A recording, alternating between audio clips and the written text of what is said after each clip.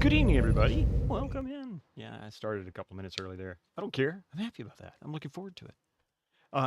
Demunia, thank you so much for the 23 months, and good night if you're going to bed, which I don't blame you. It's probably pretty late there. Free Needles! Needles! How are you doing? How are you doing tonight, man? Welcome in. And Killick, yeah, this one's a little bit more energetic. Originally, when I created that, it was only at 114 beats per minute. And I tried a couple of different tempos, and I've settled on 124 beats per minute. At the time warp at the end of the, effectively the chorus or whatever, it drops down to 114 and then pulls back up for, well, effect mostly. And I've also cleaned up sort of the bridges between each verse and the chorus itself and added a little bit more clarity and differences to kind of make it a little more interesting. Any little bit I can do to make it better. Just lots of little things. There's a lot of little Easter eggs throughout that piece as well. Sounds better. Thank you. Also, a lot of balance work. The last time it was played was anytime you're trying to get something working, you start playing around too much with balance. And it's sometimes you have to bring the volume of certain parts up so that you can hear subtleties a little better, and then you have to back them back down so they don't. It doesn't get really well balanced until you get to the very end, and you're confident and comfortable with everything in place, and then you can kind of get all the sounds just right. I've gone through and did a lot of automation to kind of pull some instruments back during certain points so that other instruments can stand out. Like the drums pull back just a little bit after the opening. Hey, Monafe. The organ pulls up a little bit. The synth actually actual lead has to pull back a little bit during the chorus because of the simple fact that it is overwhelming due to an effect that's added to it, which is one of the Easter eggs to that piece. And it's audible, but most people wouldn't hear it. You kind of have to listen for it with headphones on and know what you're looking for. Lots of little things like that.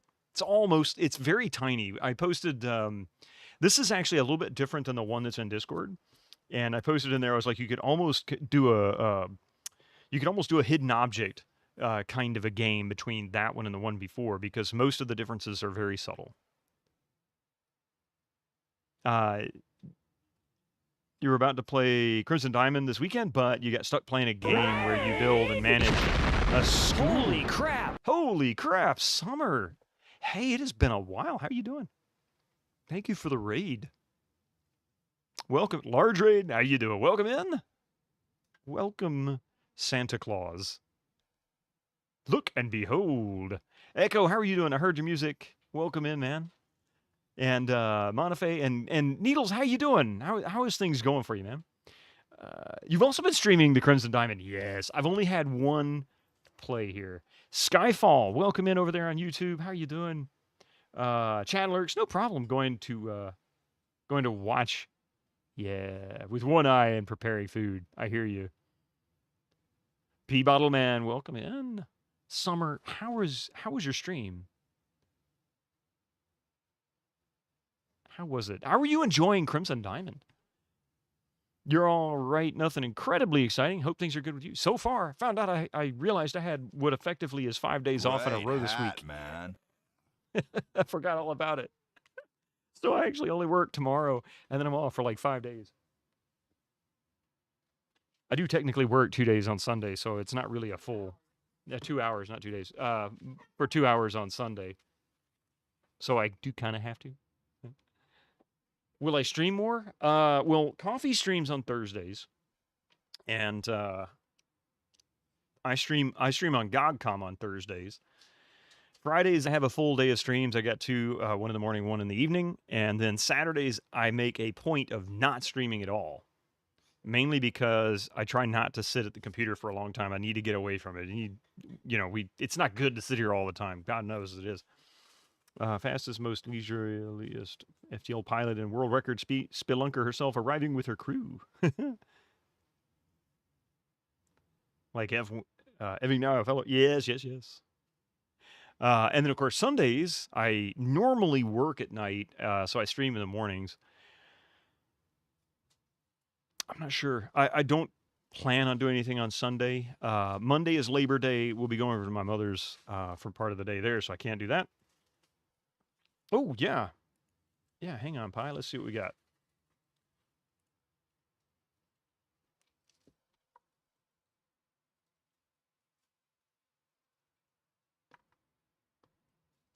Wow, dude.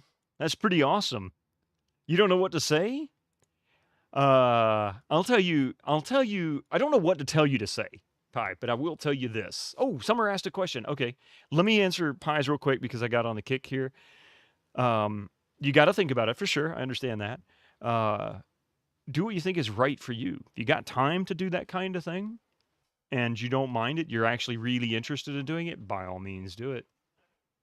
But otherwise, yeah. What's the keyboard in the picture? It's an Akai MPK Mini Mark II. Let's see. You've been thinking about maybe playing some FTL on the stream again. It's an amazing game. Awesome. You've been testing the game as thoroughly as possible on the stream, actually, since I'm a tester on the. Oh, nice. Uh, was there a question? I don't see a question. Did I miss a question? How many keys? 25 key. It's a mini keyboard, basically. I can't pick it all the way up and because the cable's there. But see, it's just a little mini keyboard. What we heard at the intro was played on that. Well, not all at once. Piece by piece. I know. Echo said something. Said you asked a question. I think it was P Bottleman's. Yeah, I think that was what it was. Same color on the screen for me. Does the keyboard work on the computer? Like it can be plugged in and used as a controller? It is. Yeah. In fact, it is actually plugged in now, and it's used directly. I can't load Ableton because it uses ASIO drivers like OBS is using, and it'll argue over them. Do these Tetris games have physics intact? Ooh. You just said you've been streaming this game on Steam, since you're a tester on it. It's been a lot of fun. It's a great game. It's a lot of fun. I can't wait to play it. I played a little bit last week, and I've been looking forward to it all week. I literally have had to keep myself from launching the game, and I've only done it once. I did it today just to make sure that my chat windows and everything are lined up on this screen properly alongside it. I love the game. I think it's so well made. She did such a great job of getting around some of the quirks of Sierra games that were not really things that people wanted or enjoyed. Hey, dude, don't matter, Barry Edmonds. Why don't you go take a flying leap? Yeah, piece. Yeah, whatever. I'm not gonna say that because that's not nice. Yeah.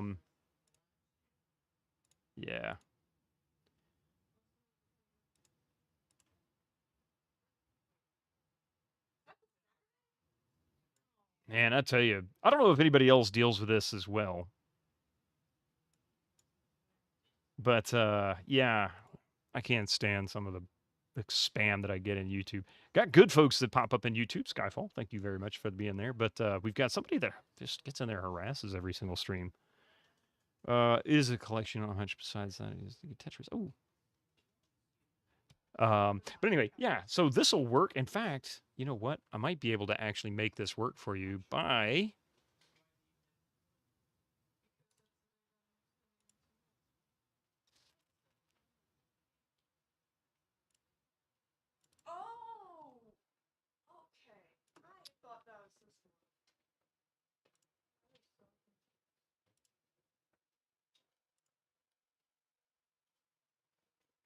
Cool. Okay, so that's actually there. Hang on a second.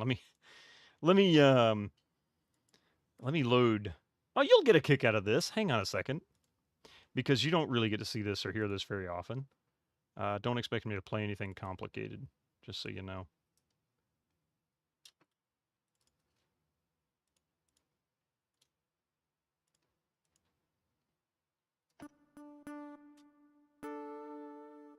Wow, the lag and delay. There is no way I could play anything of any effective.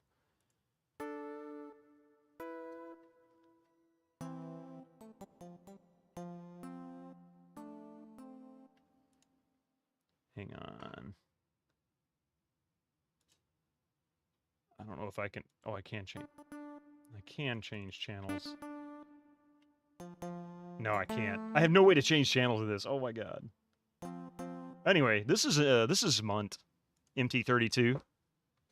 Did they announce Switch 2? I don't know.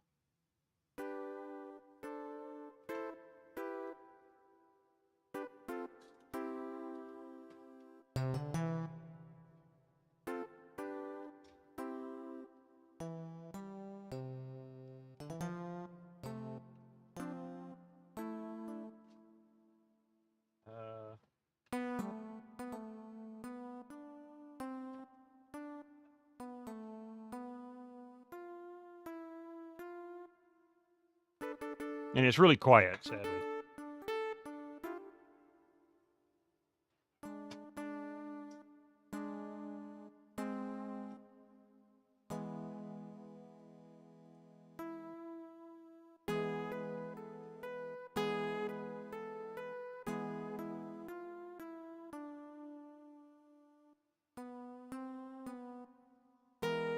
Oops.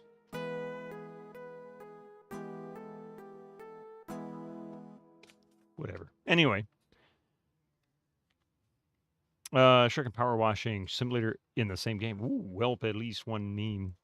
So it does work, but this is, it's like I push a key and it takes like half a second for the audio to hit my ear. It's really strange.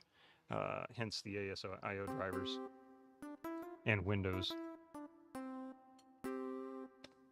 But yeah, let me change that back. I'm probably going to run into a snag at some point and regret it. Oh, hey, there you go. All right. Aren't you impressed? Isn't that awesome? The viewer spam? Even I get that. They just bomb anyone who's alive. I know, it seems like it. And it's always the exact same message. I don't even understand it. I get trolls, right? I mean, you get something kind of fun out of it. But what they do in YouTube, if anybody actually has ever hung out in my YouTube channel, you'll see this almost every single stream. At least one, usually 2 or 3 times. Someone will pop in, and it'll always be a different name because they end up getting reported for harassment. They end up getting removed from the channel. I bet you they've created about 50 different accounts just for mine. And I'll go in and kill it every single time. NVIDIA GeForce 8800 GT and 8 gigs of RAM for Tetris games on PC. No, thank you. Hey, I have that card. Here's an 8800 GT. It don't work. It did until about 3 or 4 months ago. But yeah, there's an 8800 GT. I don't think it ever played Tetris, though, just so you know. It's a little dusty.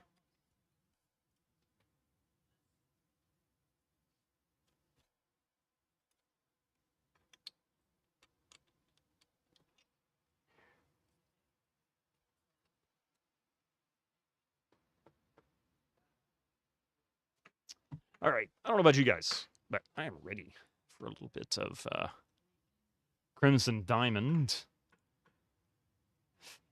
I do have one thing I wanted to check out. What's the... Oh, controller layout tool. Now for the controller. Yeah, I don't need that. 11 people waste their lives to be banned. Honestly, I don't even think that they're wasting their lives to be banned. They keep creating new accounts just to troll people. So it's like, Just doesn't make any sense. All right. Ms. Minimata, thank you very much for this awesome game. I have my, yeah, it's a waste to me. I mean, I agree. It's a waste of Google or any other service that creates those account that hosts those accounts. It's like every account takes up space, takes up resources, takes up time, and I'm sure to some degree, eventually, it starts leading to other problems. But still, it's really dumb. I just don't get it. All right. So, for those who aren't familiar, those who are, the Crimson Diamond is a passion project by Julia Minimata, who is the artist and the designer of the game itself. Dan, oh my lord, I forget his last name. He was here last week. Was the composer for the music in the game. So the theme song that you heard at the beginning, that was his work. Apparently you violated mod settings with your message? What mod settings? I didn't see anything on my end. Unless it was somebody else's. Yeah, even Echo's like, yeah, I didn't see anything either. Okay, good. It wasn't just me. I'm like looking over here at the activity feed. I'm like, I don't see anything mod related here. What happened? Nothing got held in the dashboard. Yeah, you're all good. Maybe you're talking about a different system.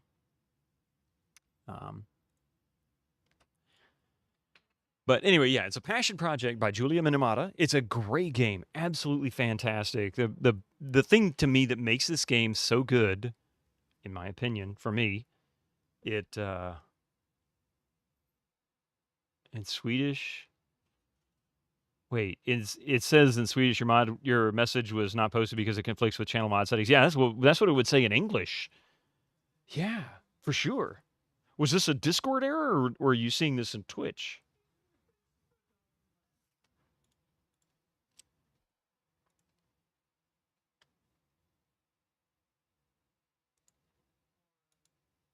Oh, it was on Twitch. Oh, okay. Yeah, I never saw anything. That's weird. Maybe it was a bug or an error on Twitch's side. Maybe there was a network error, connection issue, or something. Just a brief blip somewhere. It's usually when you say a bad thing, you think with chat moderation settings. And normally when it does that, we see it. And then it gives us an allow or deny option in chat. We just click one or the other. More often than not, I'm able to just hit allow because it's usually something that would be derogatory under different circumstances. If it's a straight up like slur or something like that, I'll hit deny, or if it's really offensive to somebody, I won't hit allow. That's kind of rare though.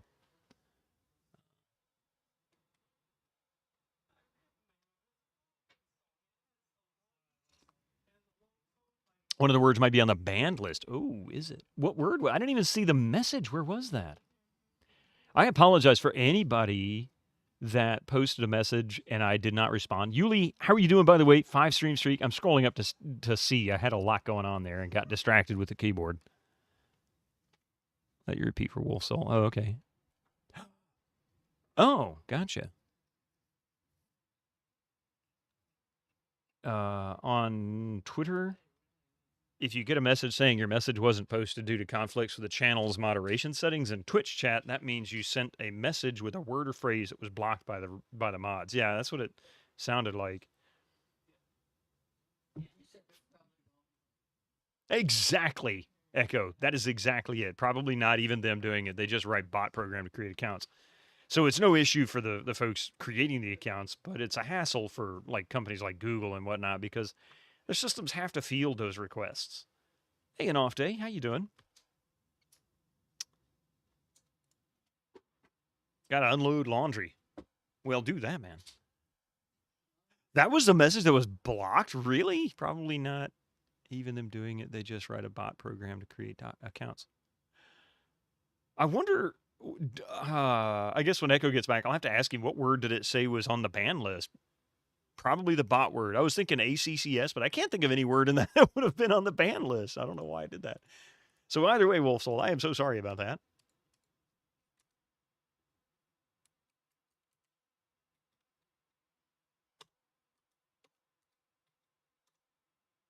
That doesn't work.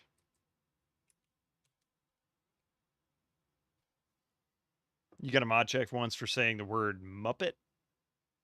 Twitch is weird. I mean, you can use Muppet as an insult, but I don't think it's a particularly insulting insult, and maybe it's one that's like really bad in some other country that I'm not aware of.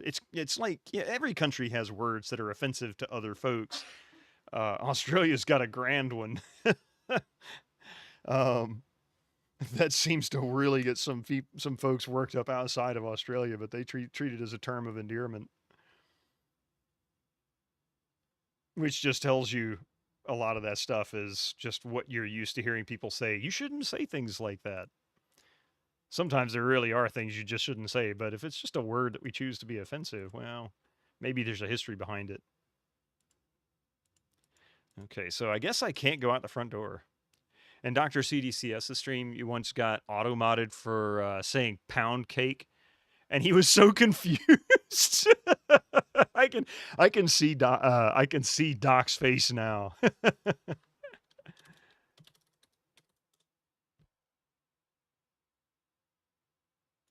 Oh man, what was the chat command? I don't remember.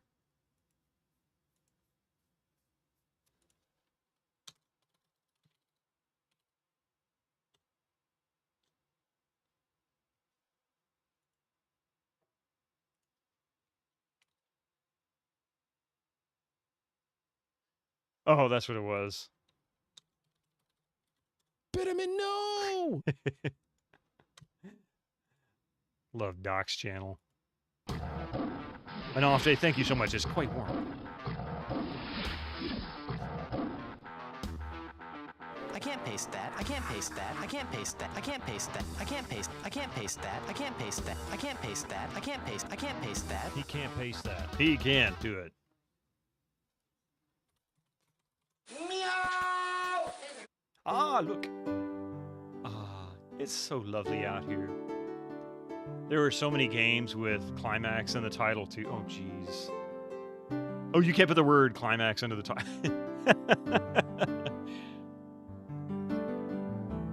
As we have felt like fall, what a tease.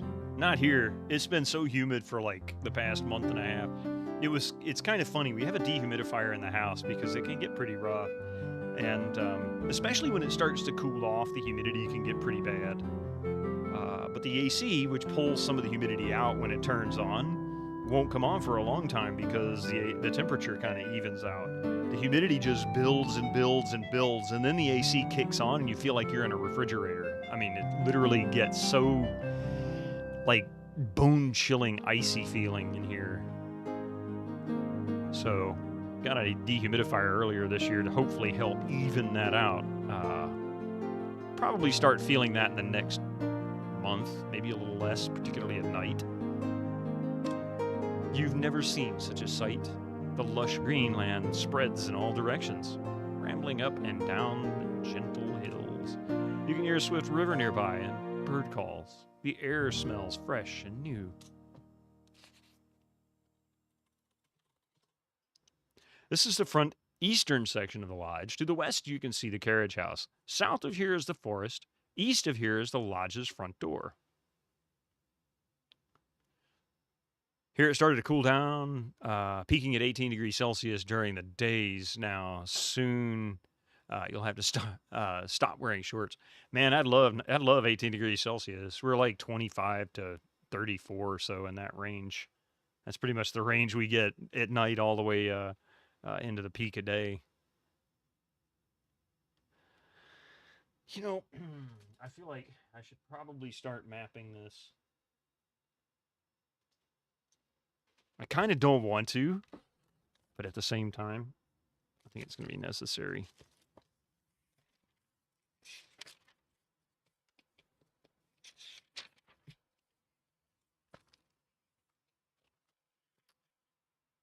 All right. I think what I should do, let's go this way. And I'm going to use the front door as an example here where we're going to be. So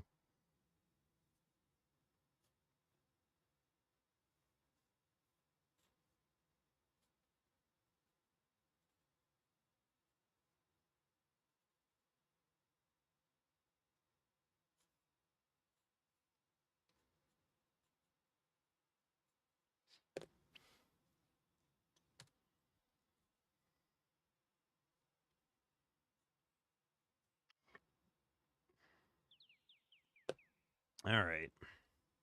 Mar, how you doing? Good to see you. Started to cool down. Yeah. It has started getting a little cooler at night here. Man, here we go again. I don't know what the deal is with my OBS chat, but it sometimes loses stuff.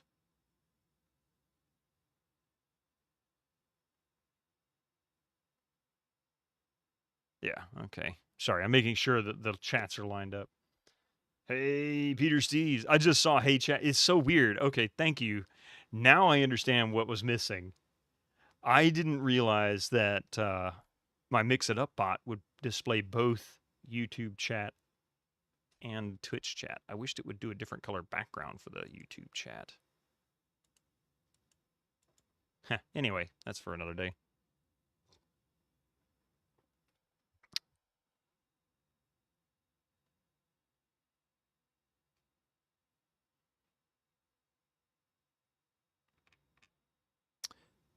Yeah, I'd been doing the YouTube thing for about, I don't know, 8-9 months now, I guess.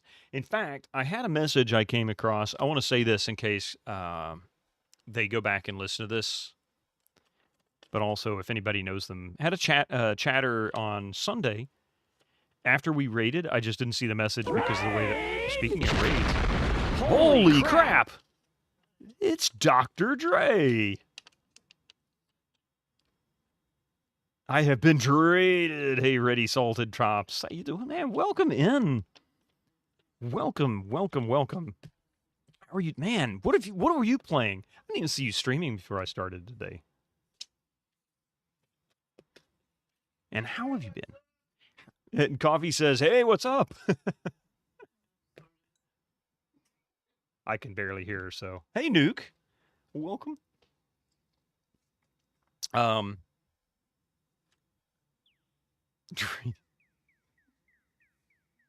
I made you out of clay. Dreidel, dreidel, dreidel, dreidel, dreidel, dreidel. I made you out of clay.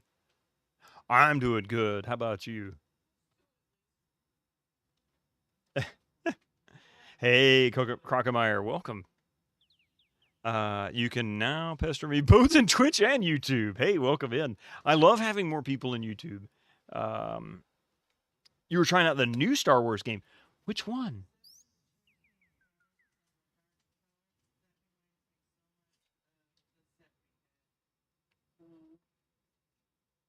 I guess. Oh, Star Wars Outlaws. How is it?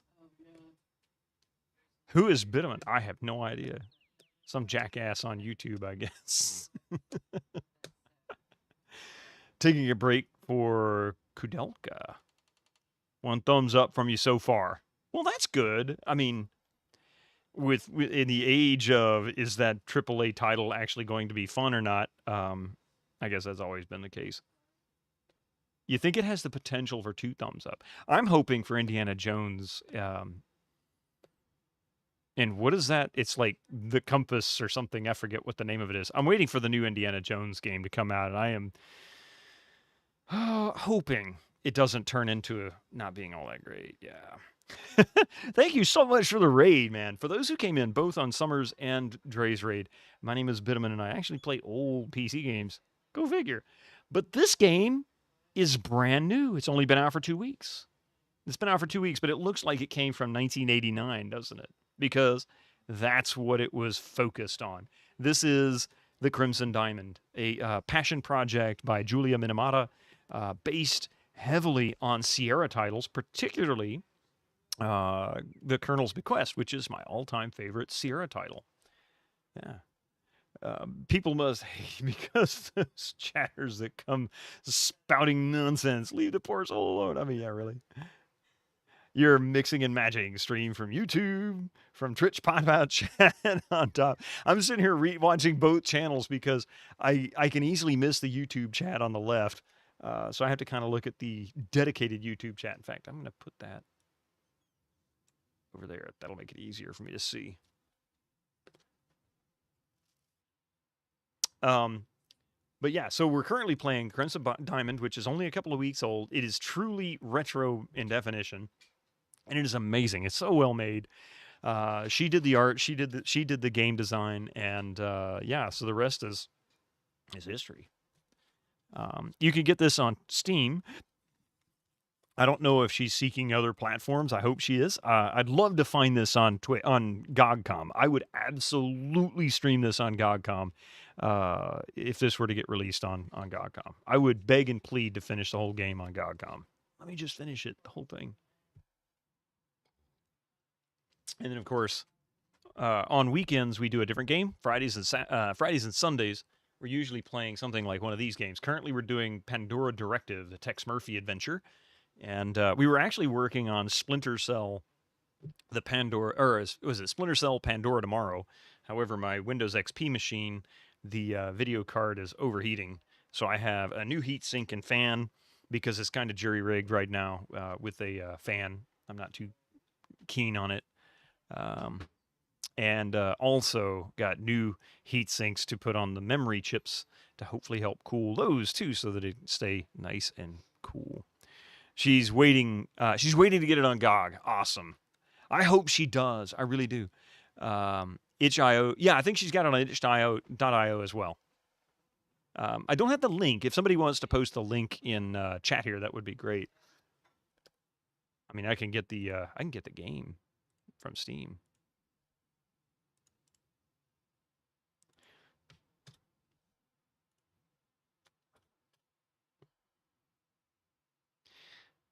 Oh, interesting. Okay. Ah, nice. Weird. I can post it twice in one thing. Yeah, and then the crimsondiamond.com, the website. That links to everything. Good point. Thank you. That's actually a better way to do it. Hey, ready, solid game. No problem. Thank you so much for being here. You're going aurora hunting. Nice.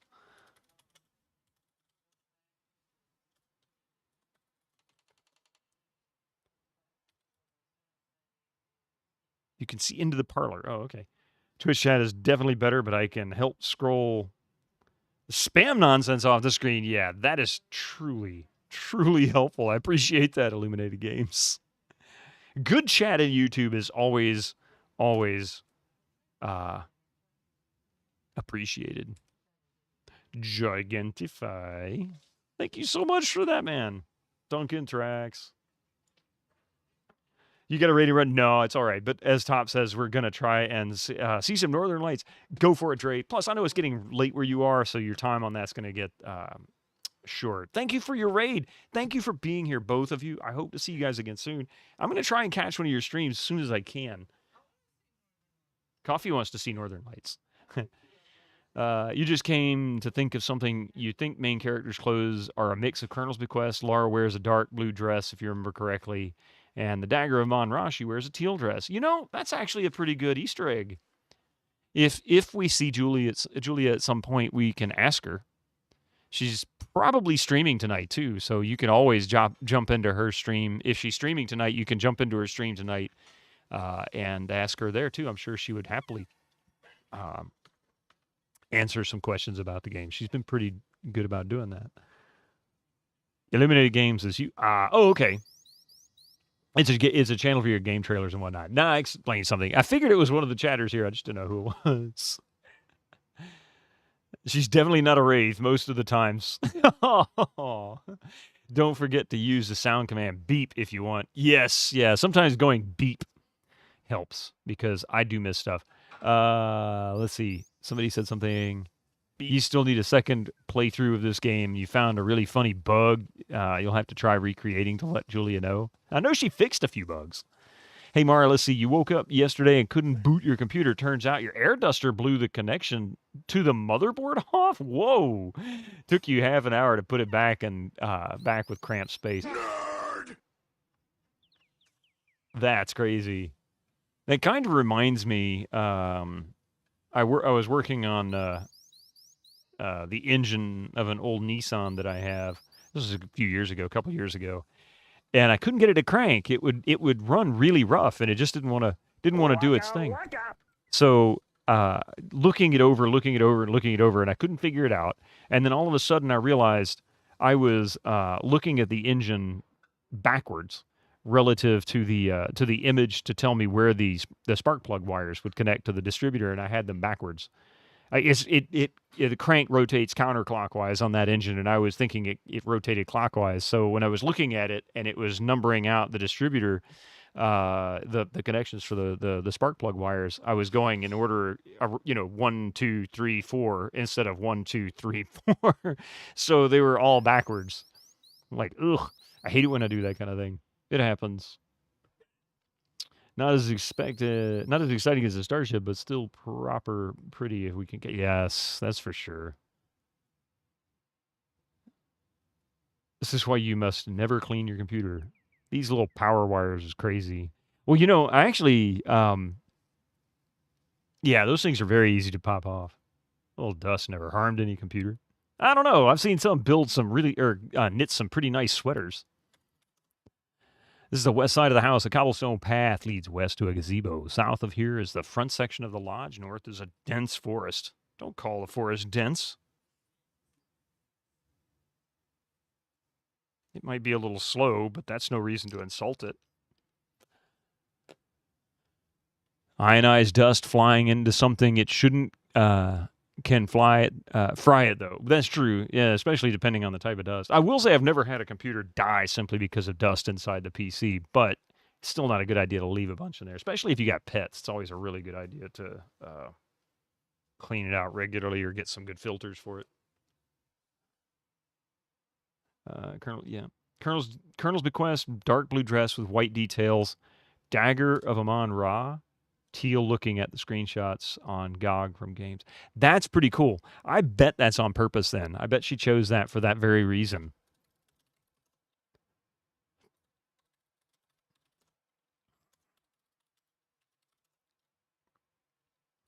Look tree.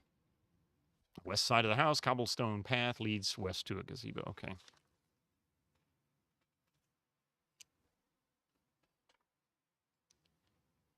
I'm such an amazing streamer, definitely. Oh, well, thank you. I appreciate that, Peter Steves. Okay, we've got that door. Look bench. There is a low area of softened earth in front of a bench that looks like it gets muddier on wetter days. Interesting. You just made that up. I don't know if anybody just made that up, but it's still not a good idea to leave the dust in there.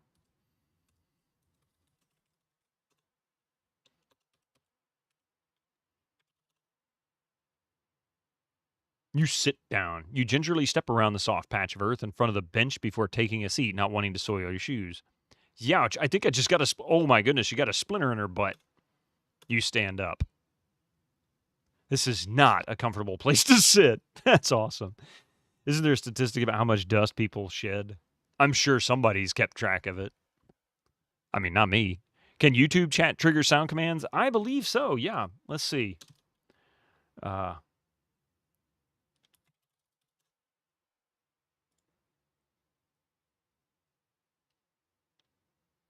It should work. There it goes. Holy crap.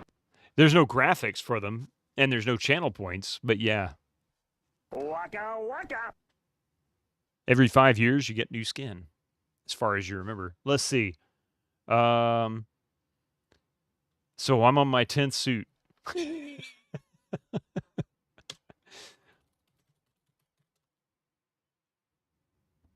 How the acid burn my armor.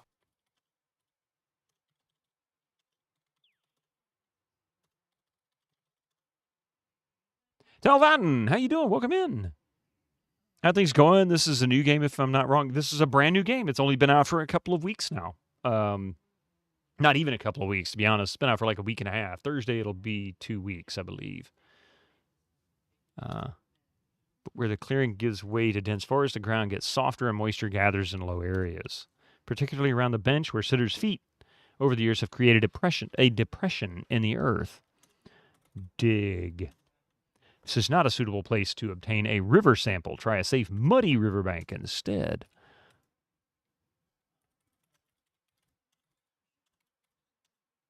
While you're uncertain whether or not this is a gazebo or a bandstand, you know it's definitely not a pergola. Magic is impressive. Hey, Karizu. How you doing, Karizu? Swords for everyone!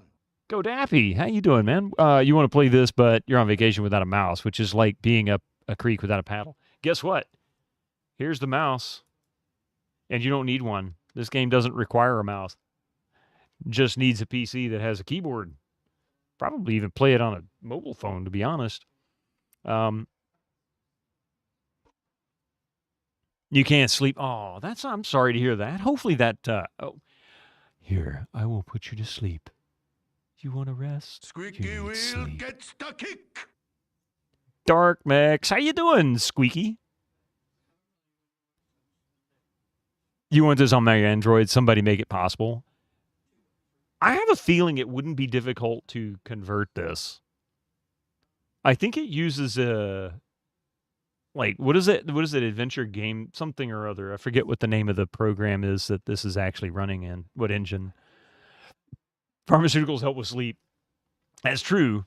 But not everybody. Yeah, AGS. Yeah. Is there no AGS for Android? I don't know. Is there? That was my first thought.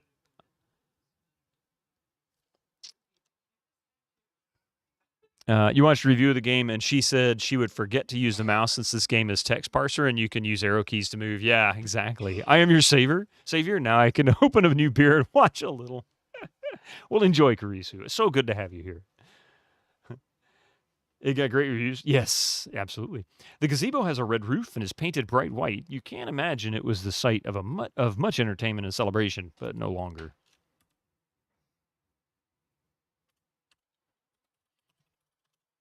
The cobblestone path leads back to the lodge. Stray shoots of grass are working their way up through the gaps. You can't use roof. Ooh. The carriage house, which of course there's a carriage house in Colonel's Bequest, which has some nice little stories to it. Installed. There you go. The carriage house is larger than many homes back in the city. It has an asymmetrical roof and two entrances. The main entrance is a set of double doors for the automobile, the smaller side doors for people. North leads to the gazebo east of the lodge, and south eventually leads to the river. I guess that's where we're going next. The large double doors are locked. Well, we'll figure that out later. Ah, that one's not locked. You open the carriage house door. It appears that the carriage house was once used as a stable. The stall is empty, but there are some old hay bales being stored in the upper level. North leads to the gazebo, east to the lodge, and south eventually leads to the river, blah, blah, blah. Okay. Look stall. Stall is empty. It doesn't take a detective to conclude it once held a horse. Open door. Open stall. Get install. That's pirating. Anyway, look car. Kiss car. It's an REO touring car. You've spent more hours than you'd like in that automobile. You get sore just looking at it. Also known as REO Speedwagon. Search stall. Search car. Look shelf. Looks like there's something on it. Okay, I guess there's not anything on it.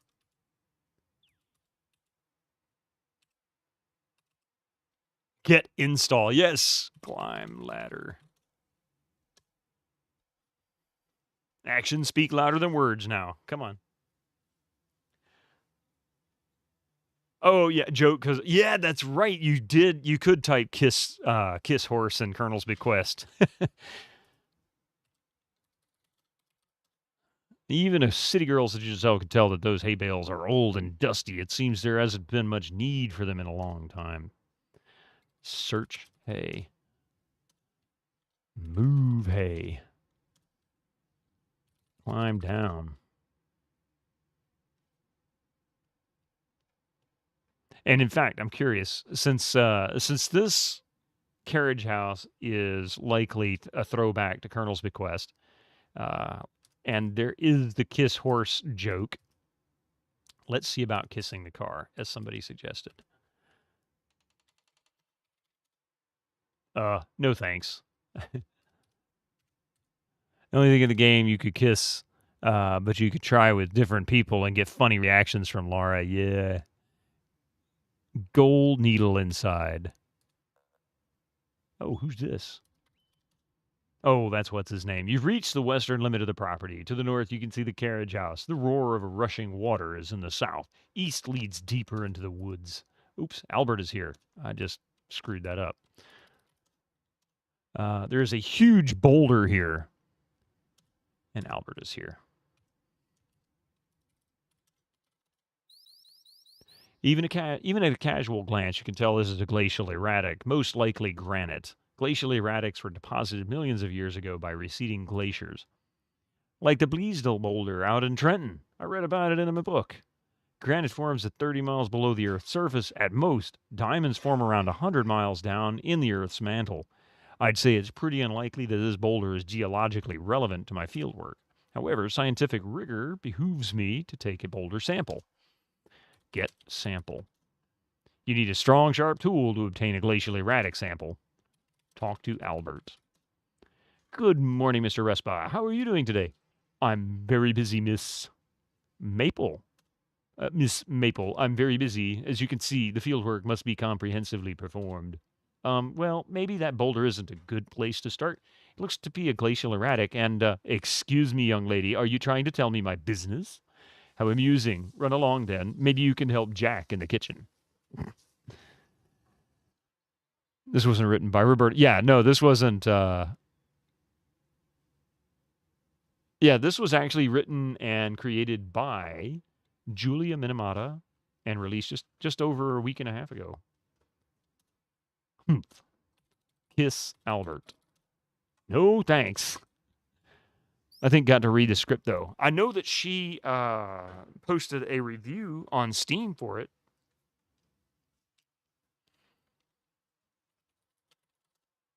Albert Ruspa's field kit lies open on the ground. You miss your field kit so much. I missed a joke? Oh, my goodness. Hang on a second. Oh, I missed the joke. Oh, you're talking about in the game. Okay, sorry. Yeah, I haven't played King's Quest V, so I can't say that. I've only ever played King's Quest 1. I've played King's Quest 1 and 4 all the way through, and I have tinkered with 2 and 3, but I've never played anything after 4. And only lightly watch streams for them, because I don't want to spoil them, if you know what I mean. I don't want to ruin anything.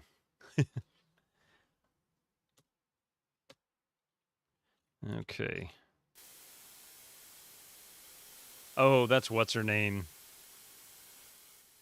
What do you mean, tinkered? You beat King's Quest 2. I mean, excuse me, I played 1 and 2 and 4. I forgot I did finish 2 recently. Duh. I did finish 2 on stream, sorry. And I love 2. 2 was a lot of fun. I really didn't know what to think about it, and I really got into it. 3's coming, actually 3 is coming after I finish Tales of Monkey Island. So we're going to finish Crimson Diamond, then we'll finish up Tales of Monkey Island, and I'll play King's Quest 3. Isn't it crazy? Oblivion with all expansions, only 5 gigs. Is it really? Wait a minute.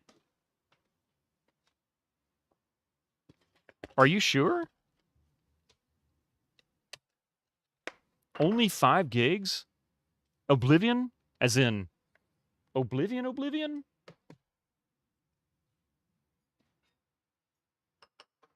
2 DVD ROMs? On your Steam download? Now I'm curious. I'd swear it's more like a 20 gig game. Let's see how much content's on the disc. They don't really put much on these anymore. One of these days, I'm going to get to playing Morrowind and Oblivion. I need to play the first 2, though, with 4 add-on discs. Well, this is the Game of the Year edition. I bought this, I don't know, shortly after the Game of the Year came out. And I never finished it. I played most of it. Oh, yeah, games now are huge, mostly from the textures, right? And the videos, because it's all HD. They keep doing these massive, massive images. It's getting kind of ridiculous. All right, so disc 1 comes in at a tally of 4.16 gigabytes. That's likely some compressed content. Yeah, audio can be a big space sink as well. But really, I mean, single channel mono audio is there's actually a very simple formula to figure out how much space it'd take up.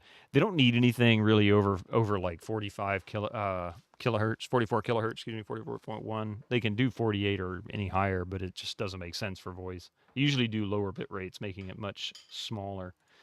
Okay, so disc 1, wow, I'll be darned, man. 2 DVDs. Get this. Okay, so the first one was 4.1 or 4.2 gigabytes. The second one's 1.22 gigabytes. How crazy is that? I never realized that. So I guess disc 2 for the Game of the Year edition is probably all the DLCs. There you go. Isn't that weird? It is absolutely insane.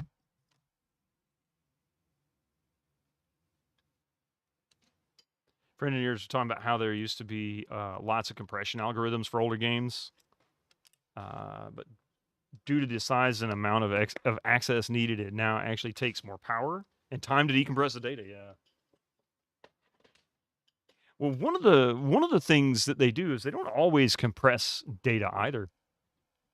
They don't always compress data in those when they do games and such, because The storage, like you said, does take CPU time. It does take memory. Ads for you non-subscribers. Use your Twitch Prime now. And they usually just do it because a single large file uses space more efficiently on storage devices than a bunch of small files do. Welcome in, long man 222. How you doing? I've never played Legends of Murder. I've never heard of it, I don't think. Is that an older game?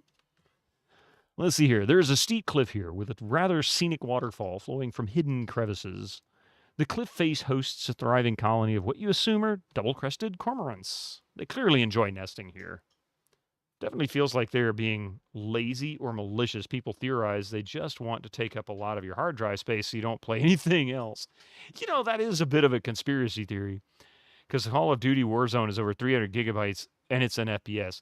Yeah, I haven't quite figured that out yet. I know at one point, and don't laugh, but this is actually really true, Fortnite got upwards of about 60 gigabytes. And sometime several years ago, they actually went through and started removing a bunch of stuff from it so that they could pare the size of the game down. And it got down to like 25 gigs or something like that. I'm like, that's actually pretty reasonable. I mean, it's a shooter, of course, but, you know. I'd say bloat. It could be a lot of crap that needed to be removed that they just didn't take out. So does this game actually tell you when you've hit a dead end, or does it let you continue playing until you just completely give up? You love old Sierra games, but that aspect always turned you off. That would be what we would call soft locking. Krokemeyer, this game so far, from what I've played and what other people have said, it doesn't appear to have any soft lock moments. That's one of those things that while it happened in Sierra games, and in some cases it was done intentionally, it's not something people really liked. And it turns gamers off. So I'd be willing to bet she probably made a point of avoiding those. Tools are better for mapping out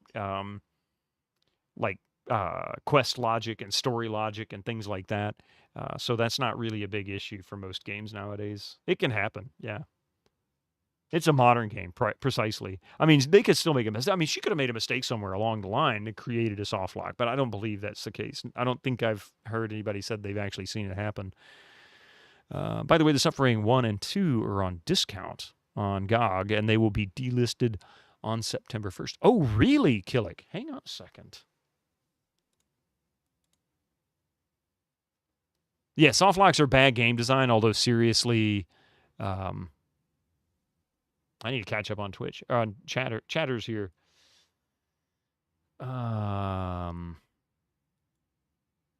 Let's see. If you want to add them in your collection, this is the time. Steam doesn't have them. The Suffering 1 and 2. Aha, yes. There's The Suffering, The Ties That Bind, and The Suffering, the original.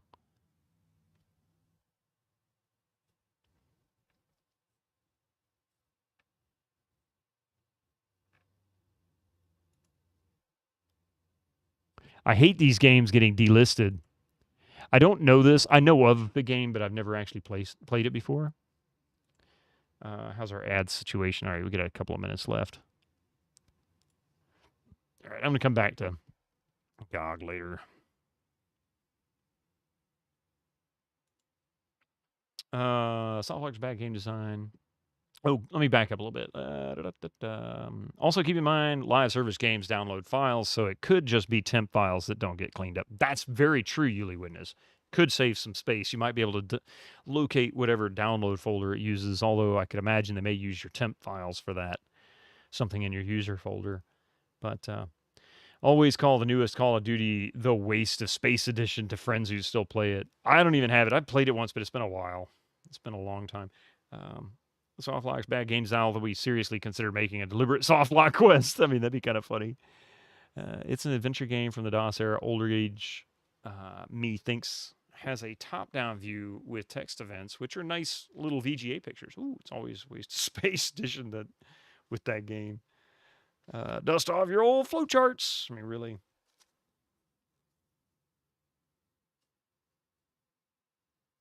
Horror shooter adventure. Ooh, nice. Bring back Chronicles of Riddick. Was it? I think it was Mac that was playing that not long ago.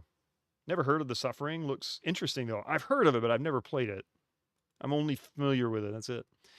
Anyway, they clearly enjoy nesting here. You can see the boathouse to the east of here and the faintest indication of the carriage house to the north. Incoming ads for you non-subscribers. Use your Twitch Prime now. But now we've got ads, and I'm going to have to bid you guys a moment or two or three for these ads to go away. So be right back. Don't go anywhere.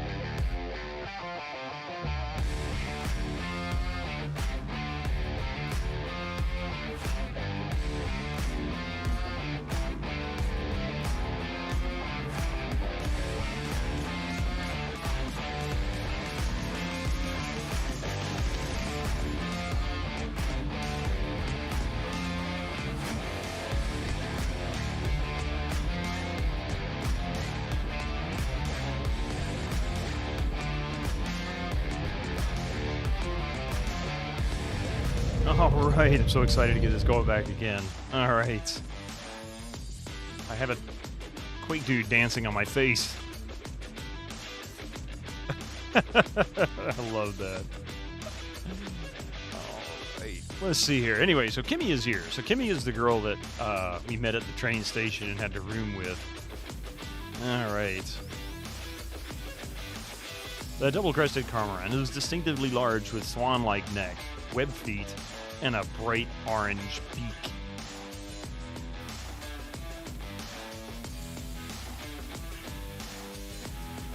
You can feel the intense energy of the waterfall as it drops liters upon liters of water from the high cliff. Lesson 3, never regret. Oh, you regret what you have done. What did you regret? What did you do? What did you do, man? Kill River.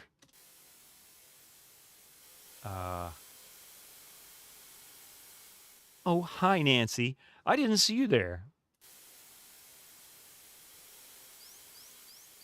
Stunning, aren't they? I feel so fortunate to be seeing this. Looks like Kimmy was so anxious to see the cormorants that she brought her suitcase with her to the cliff. How's it going? Yeah, Drew Stew, how you doing? How am I enjoying Crimson Diamond? Tremendously. This is my moment to kind of nerd out. I like this game. I really do. This feels just right. The cliff rises so steeply you can't see the top of it. This type of rock formation is exactly what I'm hoping to see. What a breathtaking view of the Canadian Shield. This is the heart of the North American continent. 8 million square kilometers of Precambrian bedrock. What a marvel. I bet you there's a secret entrance in the side of this cliff somewhere. There has to be. This looks very good. It is very good. It is an absolute gem, and I don't mean the diamond kind of gem. It is a diamond in itself. Push button. Pull lever. Look crack.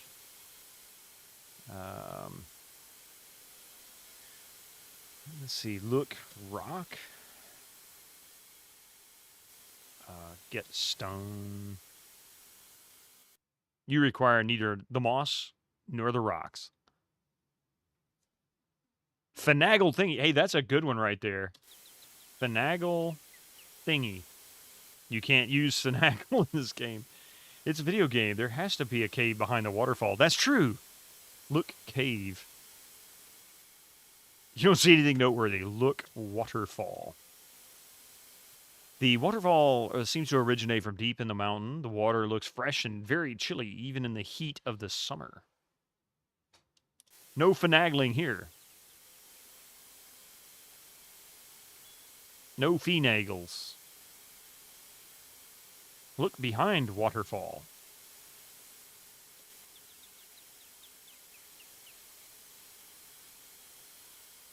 I'd better be careful and not stray too close to the edge of the river. Oh, are you trying to tell me I'm going to die?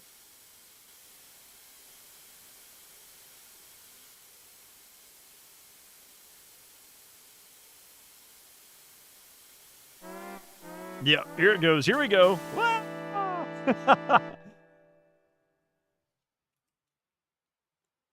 Jump river. Hey, there you go. Nancy? Yeah, baby. There we go. Nice. Okay, so I got one of these. I got one of the Easter eggs there.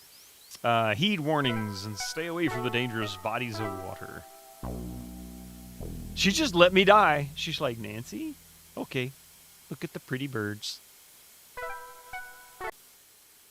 Oh, I better... Okay, yeah, so we can't do that. Get sample. Okay, so we need to find a tool that she can use.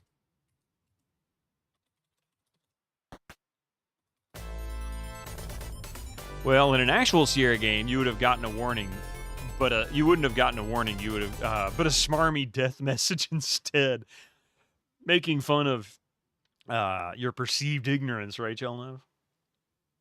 I was never here, she said. Not me, really. There is a boathouse at a dock here. A canoe bobs up and down with a river current. Cattails line the riverbed. You can see a cliff looming to the west, forest to the north, and a bridge to the east. The riverbed looks muddy and damp. It's an ideal location for taking mineralogical samples. I'm sure the mud in this area is full of interesting samples. I bet it is. The interior of the boathouse smells damp, which is no surprise. Canoes and oars are stored here. You see a tackle box.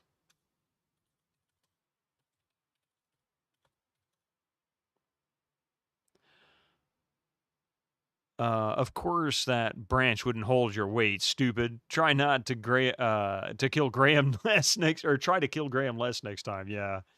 You open up the dusty, grimy tackle box. The tackle box is empty except for a hammer. Get hammer. It's hammer time. A note has been added to your book. Oh yeah, that's right.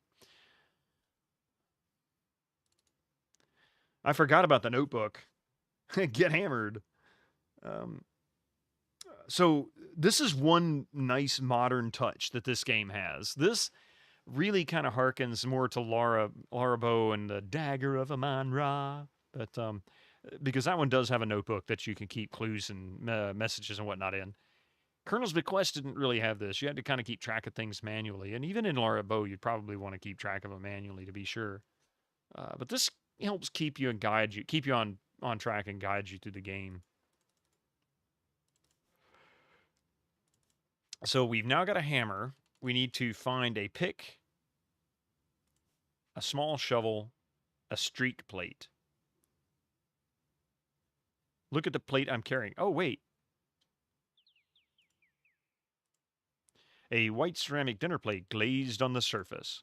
Now that I think of it, the unglazed underside of this porcelain plate would make a great streak plate. Yay! Streak plates are used for ascertaining a mineral streak color, but any mineral harder than 6.5 or 7 won't make a streak. I can rub samples on the plate to see their color. Yes. Ooh, your streak plate has a Mohs hardness of 6.5. By the way, what happens if you type pause? It'll pause the game if I remember right. Yep. And it's also, you can also pause with that backslash too, so you've got that as an option. You love notebooks and modern adventures, the greatest innovation in the game in the past 20 years. And it didn't even need, it could have done this back in the 80s. They just didn't. You died. You suck. Want to buy a hymn book?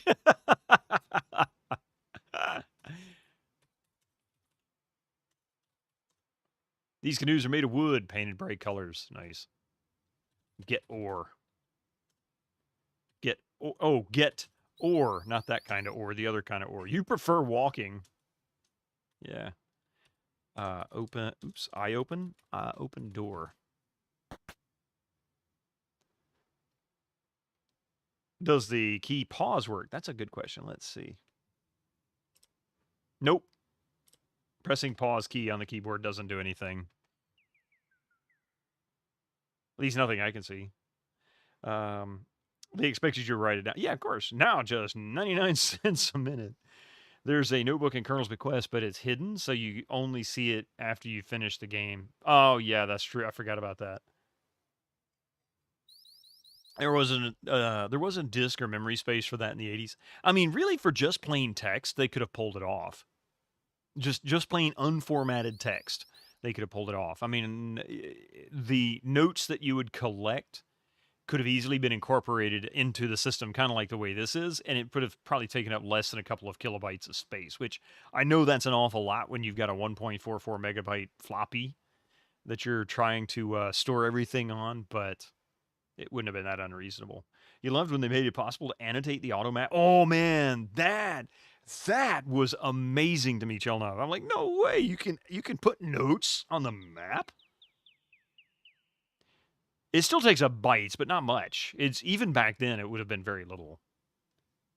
Let's see here. I'm sure I got a text file here somewhere in one of my GOG games. How about...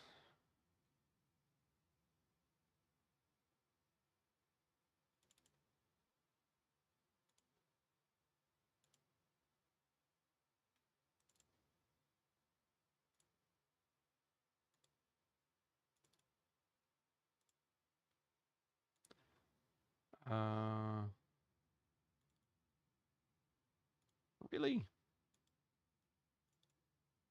Ah, here we go.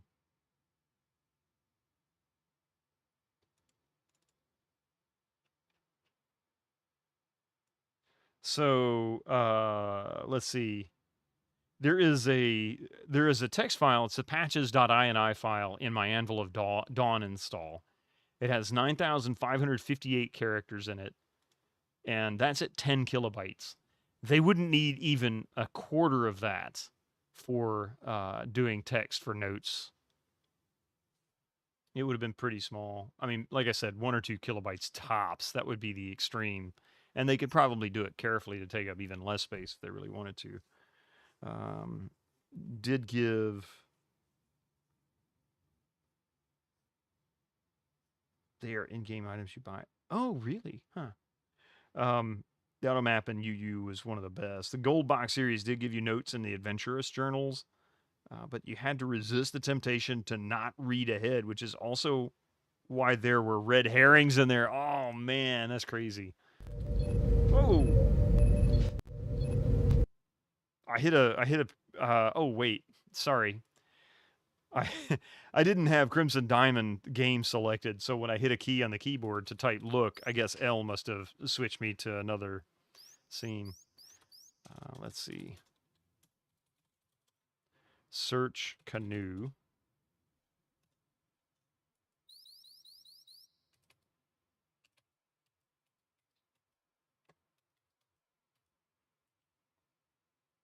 I like how it turns the...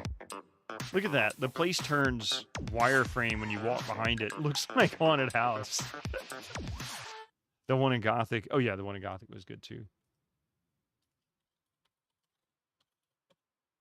There's a large wooden bridge here. No, there's a large wooden bridge here, which either leads south off of the property or north towards the lodge. Cattails line the riverbed. You can see the boathouse to the west and a jetty to the east. I wonder if I can go across the bridge. I can't leave yet. I haven't accomplished my goals. Lick Bridge. There you go. That doesn't look very appetizing.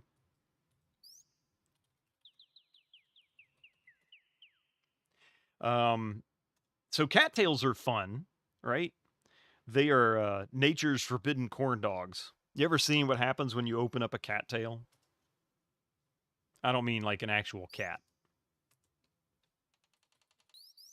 There's a jetty here overlooking the rushing river. Cattails line the riverbed, and there's a rotting log lying on its side.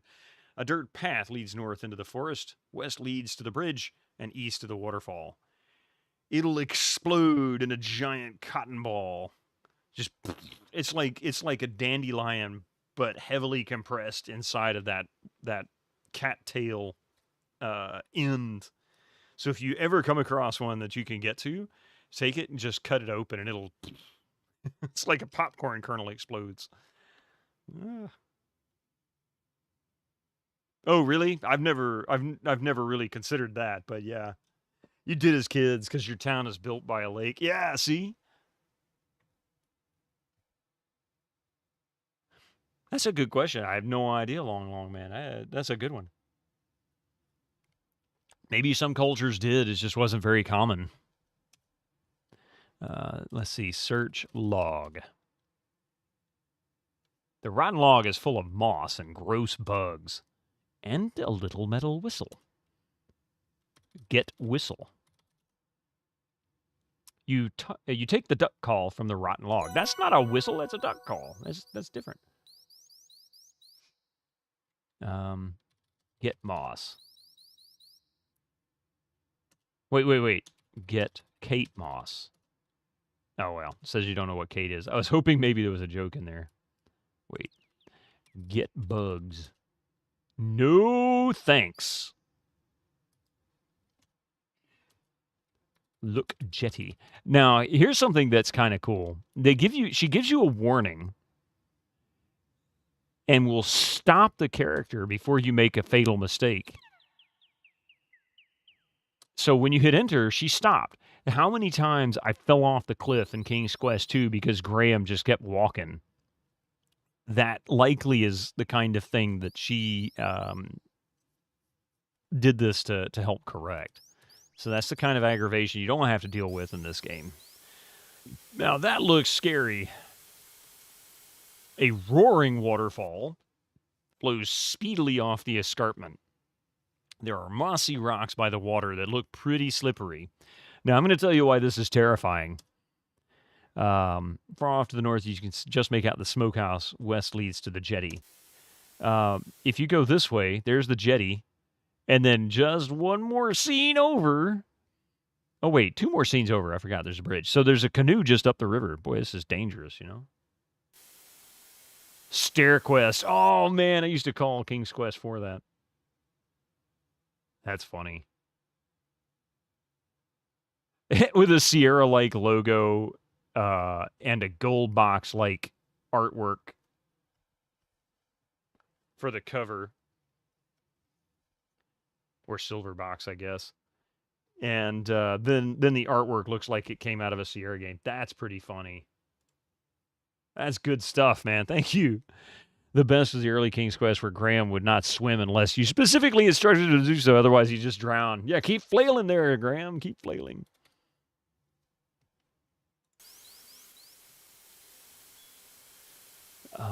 Waterfall?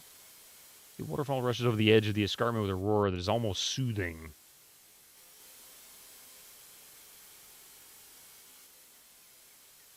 Escarpment? The escarpment drops dizzyingly down, but you can't see over the waterfall's edge. I bet not. Oh.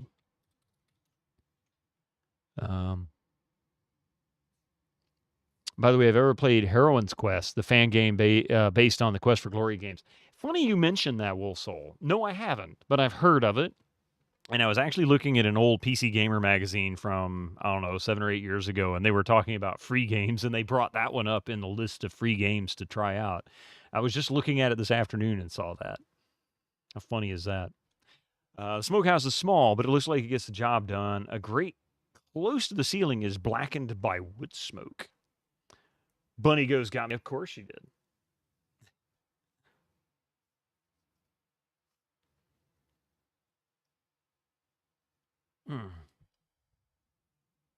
That might be the rest of my tea right there. Might have another swallow. That's about it. Let's see. You can see the orchard to the north, the forest clearing to the west, and the river to the south.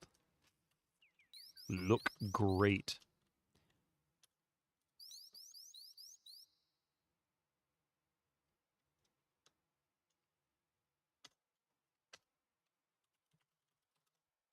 Carriage house, boathouse, smokehouse. So many houses around here. An array of smoked meat and fish are hanging to dry and cure. A work table with deeply scratched work surfaces against one wall. You see a big bag of salt, a barrel, and a large pot. Get salt. Open salt. Unfold salt. Open bag. I figured I'd get there eventually. Get salt.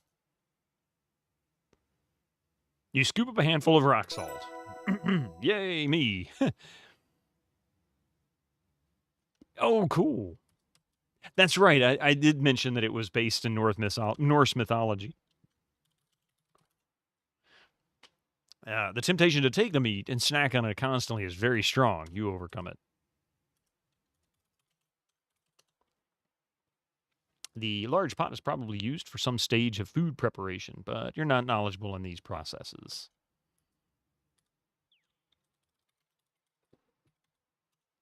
This looks like it might be a pickle barrel or a barrel for salted meat.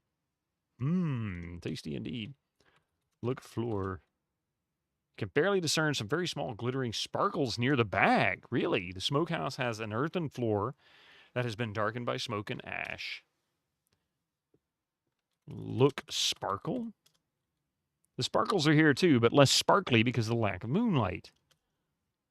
Get sparkle. Move salt. We'll come back to that. Maybe, I don't really have any context for the sparkle thing. Yeah, I tried to get sparkles. It didn't want to do it. Let's try with, oh, you mean add an S. Okay, yeah, let's see if we can do that. You're not sure what type of wood this is, but you assume it's good wood for smoking.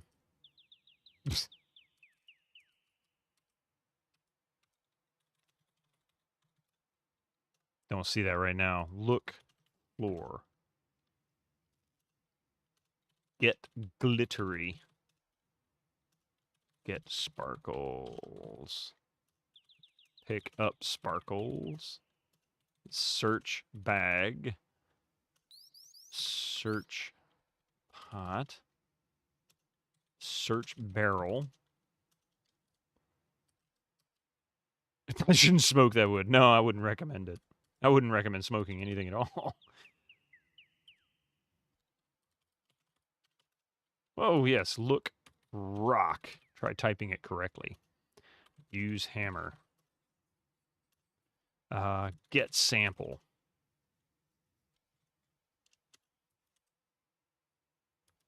Whoa. This is an apple orchard. Looks like it's in the process of being harvested. Ripe red apples hang from the trees and litter the ground beneath them. You see a bushel and tree stump with an axe buried in it. You can see the garden shed in the distance to the north. West leads back to the house, and south leads to the smokehouse. Get axe. Don't get any funny ideas, Nancy. Besides, you doubt you could pull it out. Really? Come on, she's not that weak. Look, bushel. The bushel is made of wooden slats and has a long handle. Search bushel. The bushel is empty. You suppose Jack's been so busy he hasn't had a chance to pick any apples. Get apple. These look like those very tart apples that hurt my teeth. Good for pies, but not for eating.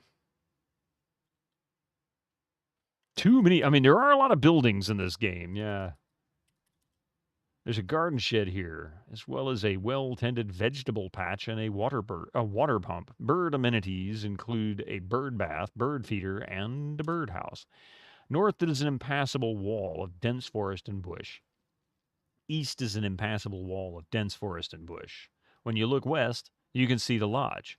When you look south, you see a mailbox. When you look north, you see a house with a window slightly ajar. Anyway, I'm kidding. When you look south, you can see the orchard. Okay, look garden. So this is Jack's vegetable garden. Carrizo! Oh, good. I've put you to sleep.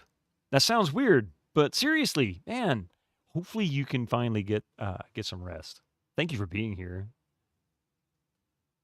Fresh watermelons, carrots, and what else is there? Yeah, it looks like watermelons, carrots, some kind of... I don't know what this is down here, the bottom right corner. Oh, wait, here it goes. Let's see. This is Jack's vegetable patch. Your heart grows warm as you gaze at the lovingly nurtured rows of tomatoes, cabbages, parsnips, rhubarbs, carrots, and squash. Of course, it doesn't mention everything. That looks like cabbages. That looks like tomatoes. Carrots. Rhubarb, I think. Watermelons. I don't know what that is.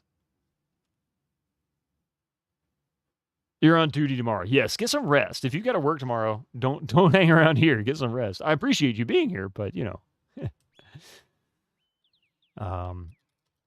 Get tomato. Get watermelon. Oh, I bet it's pumpkins. Yeah, I bet you're right.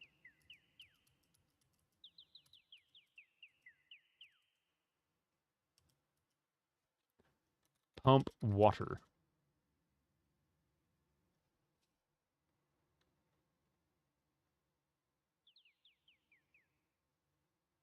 They have huge leaves. I may be wrong. I can't remember a rhubarb plant, so.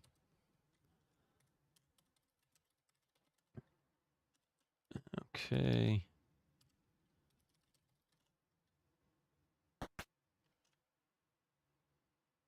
You open the garden the door to the garden shed.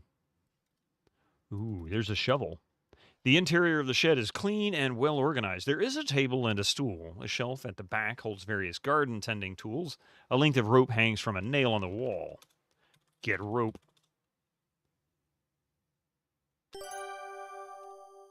Get shovel.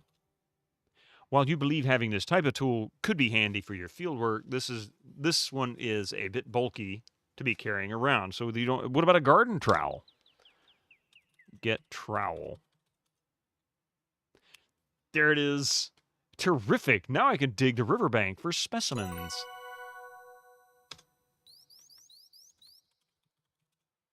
Shelves contain all sorts of garden-related miscellany, plant food, pesticides, herbicides, seeds, pots, a spray bottle, watering can, and a lantern. Nothing particularly useful. I'd say a lantern could be useful. Get lantern.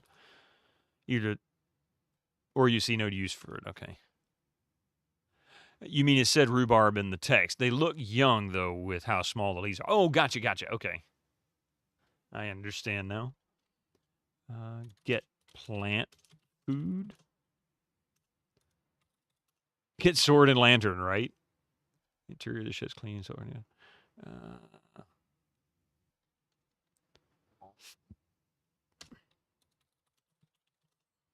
A table and stool are somewhat mismatched in height, leading you to conclude that they probably were not a set. There is a box of flypaper on the table.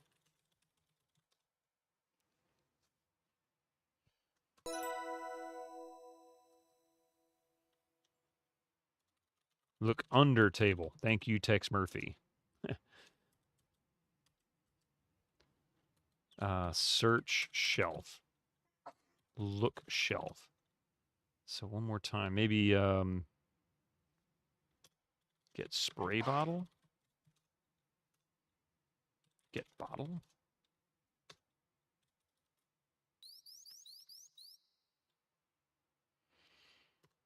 Get can.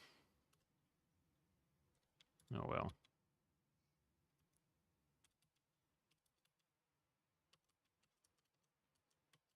stuck on the garden. Ah! Beans, what the fuck? Look, bird bath.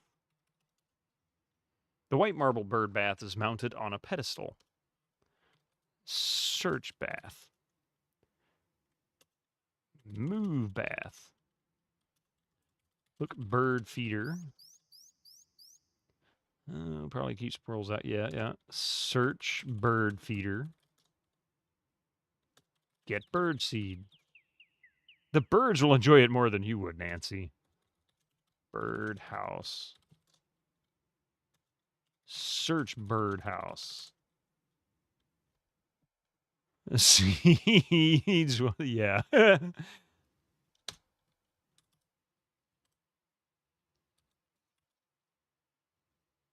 Ah, there is a cellar. It's the east side of the house. There is a door built into the ground, most likely leading to a cellar. You can see a shed and veggie patch east of here. South of here is front section of the lodge. North is dense forest.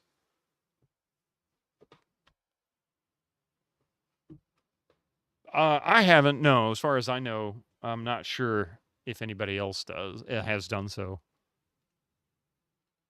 Birds enjoy it here. You don't know me. You can see a shed and veggie patch. East, south, here's the front. Yeah. Okay, north is dense.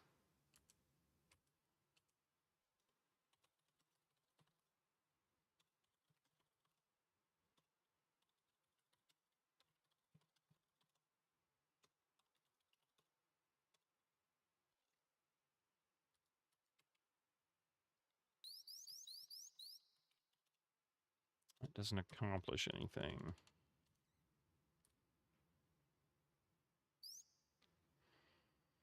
Okay, so we've... Oops. Oh, okay.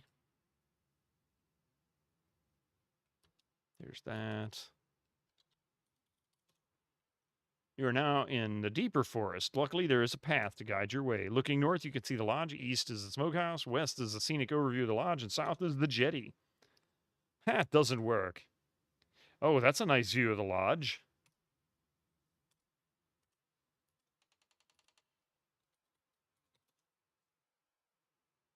No, actually, I've got the game. I've got it on disc, and we even streamed it, but I never did capture that as a sound command.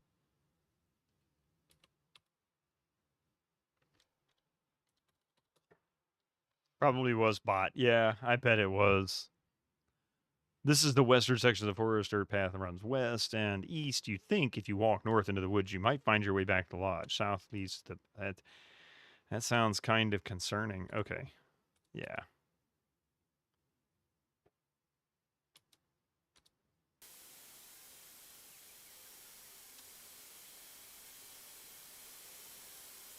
You have a strong tool to obtain a cliff sample, but you now need a sharp tool to help chip off a cliff sample.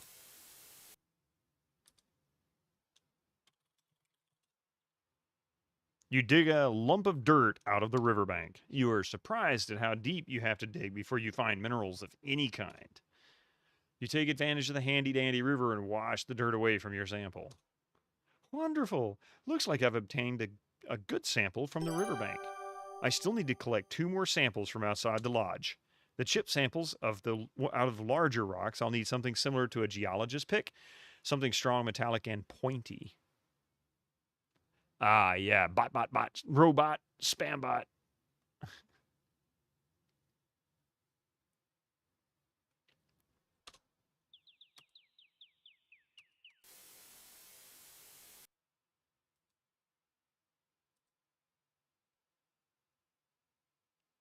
I am disappointed. There's no bell tower.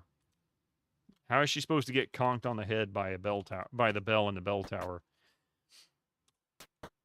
if we don't have one? Yeah, we've already pretty much gone through all of this.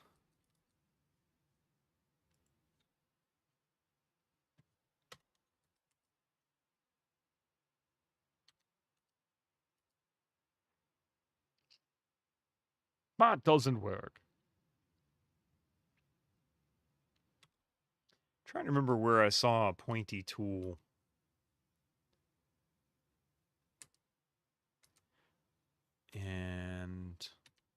fact, let's go all the way to the kitchen area. We'll go here first. Yeah. Open, actually, search table.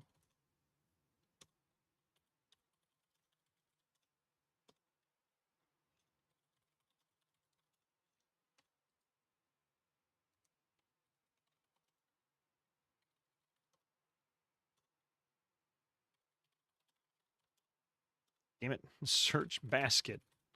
I'll get it out here eventually.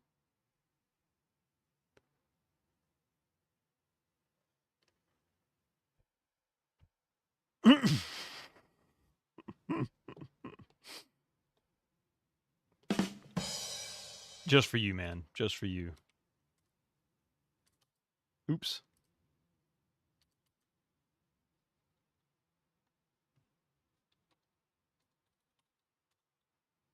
Hope that drink is it's just tea. Actually, I have a little more left than I thought I did.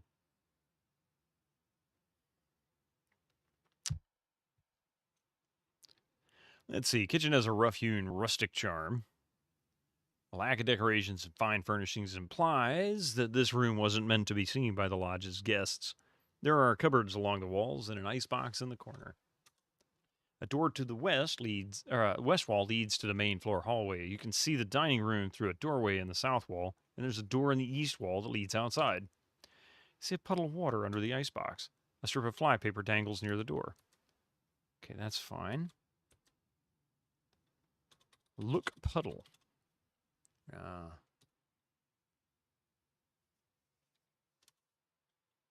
Open icebox. The ice block has melted a bit. There's now a puddle on the floor. It is not tea. It's Bitterman's brand Gamer's Whiskey.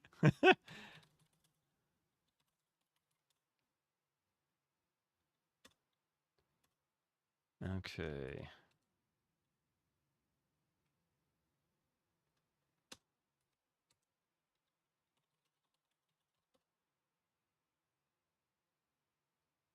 You drop the old strip of flypaper into the waste paper basket below.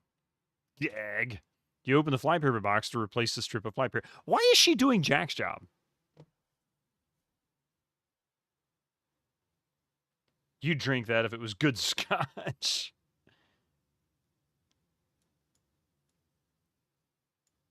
That poor cat. Oh my God. That poor, poor, poor kitty cat.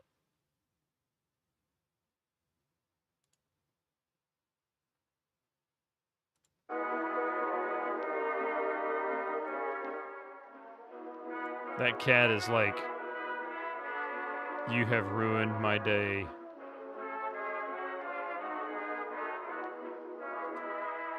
Actually, he doesn't look that unhappy. He even raises his head up so that you can get, so he can spray it.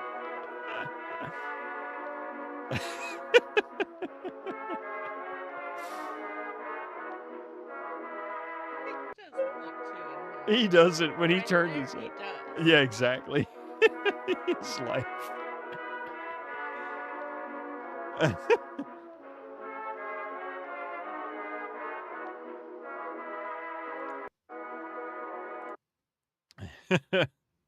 The stare, yeah.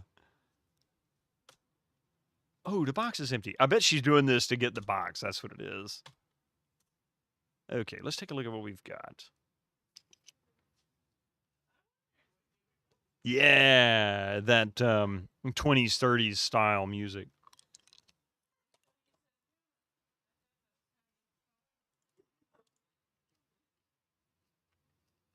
Adhesive plaster. Wait. Okay. So the box is empty.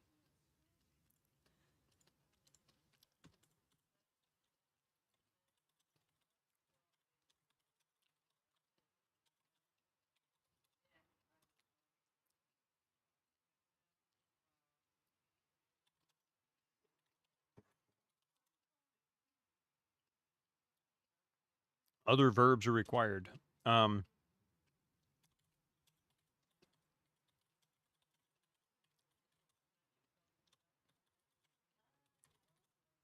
The waste paper basket is a gray metal receptacle similar to the other around. Okay, search basket.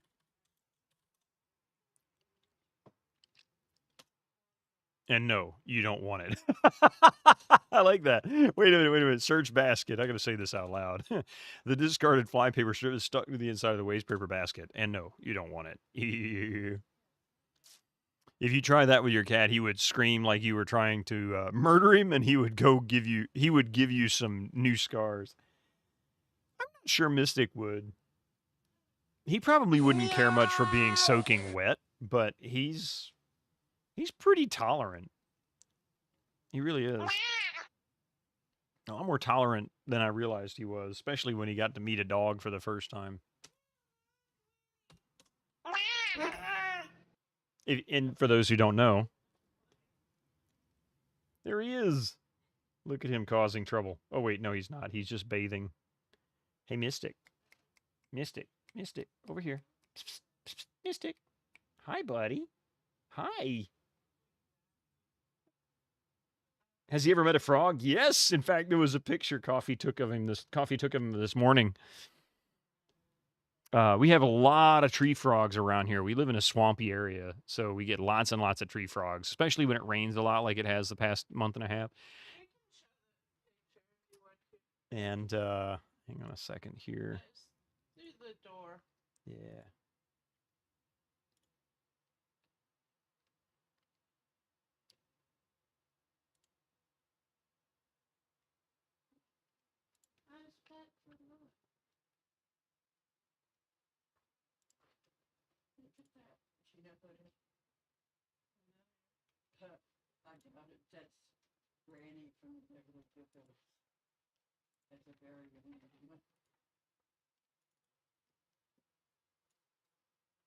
Now, it's going to be real hard to make this picture out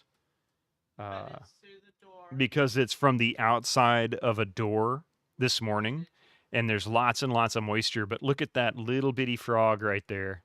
It wasn't the size of my pinky. Yeah, it was tinier than the tip of your pinky. It was very, very tiny. Humidity, yeah, the humidity levels here are a nightmare. Like, they're awful. And this was early morning, so it's going to be higher humidity than normal. It was really foggy, too, later after this, just to give you an idea of how humid it was. Very tiny tree frog, yeah. That's so cute. He's adorable, isn't he? Thank you. He is a beautiful cat. He really is. He's so precious. But yeah, tiny, tiny little frog. He's so just... And then Mystic's like, hi, frog friend. How humid was it, Johnny? It was so humid. I stepped outside and I swear I was in the shower. I don't know. I don't have the ability to do jokes like that. He knows what you did.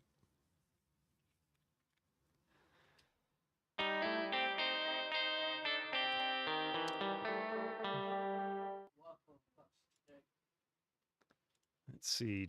Your trusty gray wool coat. The hammer. Oh, thank you for giving Coffee that shout out. Coffee Casual is my wife, by the way, for those who don't know. And I took the picture. And she took that picture that you saw with Mystic. Wolf said, beautiful cat, nice picture, so I said, thank you. This is a metal reed duck call. Oh, that's what that is. Okay. A new box of flypaper with drawing of an unsettlingly large fly on the front. There is a small label on the side of the cover. The box feels a bit light. Visual inspection of the river sample helps you separate the rocks from the possible minerals. Rocks are a combination of more than one mineral, so it's easy for me to remove those from the sample by visual inspection. How nice is that? She should play Project Zomboid. She has it. We've on and off talked about it, but we haven't touched it in a while. I've also removed the redstones from the sample, as those are clearly garnets and not the subject of this field work. There. Now I can analyze the sample using other methods.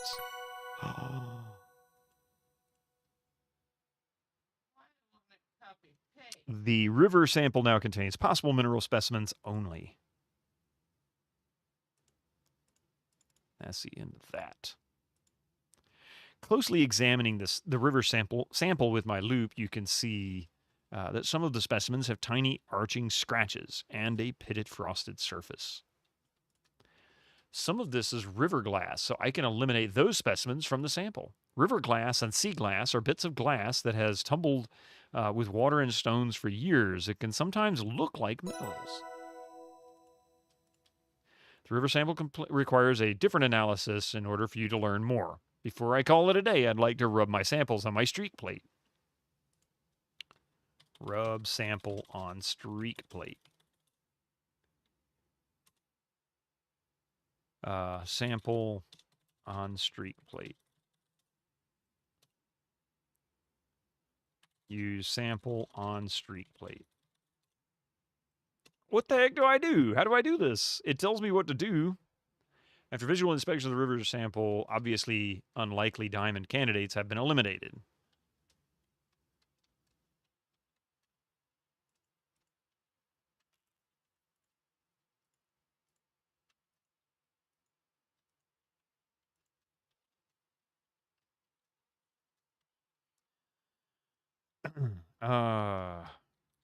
Put sample on plate. I tried that. It doesn't know the word use. Use isn't in this game. Other verbs are required. Why? I have no idea. There's a bonus pic of your brother's cat first time you met him making biscuits on your leg while you were watching a movie.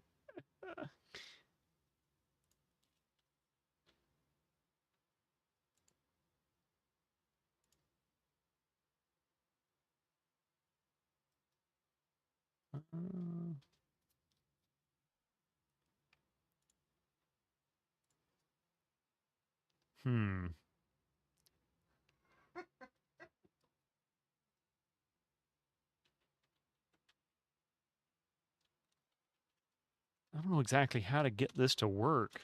Let's see.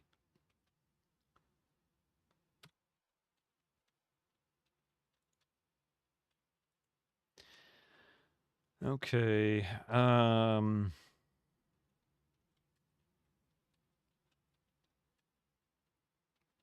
I didn't notice this. I really didn't pay that close attention to the help. MM for Margot, JJ for Jack, CC for Corvus, and so on. Okay.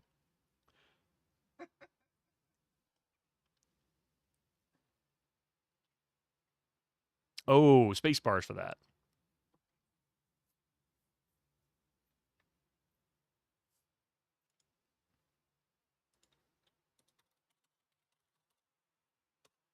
Beep. Oh, wait. Okay. Rub sample on plate. Rubbing that on the streak plate wouldn't reveal... You said to! Ah, okay. Silly game. Rub river sample on plate. Oh, wait. Oh, man. Okay. The streak plate probably has a Mohs hardness of about 6.5, so this specimen is softer than that. Okay. Since diamonds have a Mohs hardness of 10, I can conclude that this part of the specimen is not a diamond. The remaining specimens from the river sample don't make any streaks on the streak plate. When a specimen doesn't make a streak, this is sometimes called a colorless streak. The streak plate has a Mohs hardness of 6.5 to 7. That means the minerals in the specimen are harder than that. We know that part. Garnets can have a hardness up to 7.5, and diamonds have Mohs hardness of 10, so that wouldn't make a streak. I wonder if Albert will let me borrow one of his Mohs hardness picks so I can test the remaining bits of my river specimen. I still need to collect 2 more samples from outside this lodge. To chip samples out of larger rocks, I'll need something similar to a geologist pick, something strong, metallic, and pointy.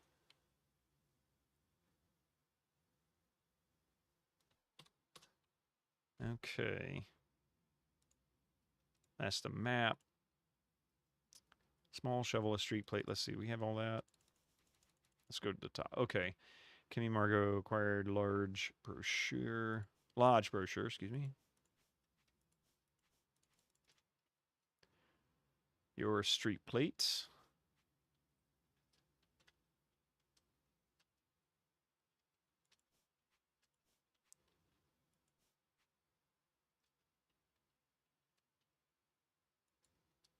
Oh, yeah, we got to go to the study. Look for Nessa's will. Or not Nessa's will. Somebody's will. And he said you had to be more specific. Yeah, exactly. Exactly. I think that's it. I just couldn't figure out what words to use. 2D picks. Oh, cool. Okay, so let's see if we can find Jack. Bye-bye.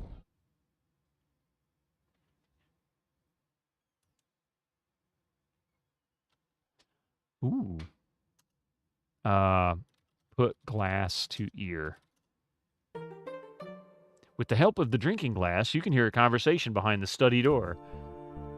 So it's a problem. Could things get any worse? Who could have done it? Who would be capable? Dunno. Burn the tape. Tell no one. Keep an eye out. You got it. Wait a little longer, anxious for more details, straining to hear more of the conversation. Could have Jack learned from the telegraph tape? You are so deep in thought that you fail to hear the footsteps approaching the door. Hey, what do you think you're doing loitering outside doorways? Get! Sorry.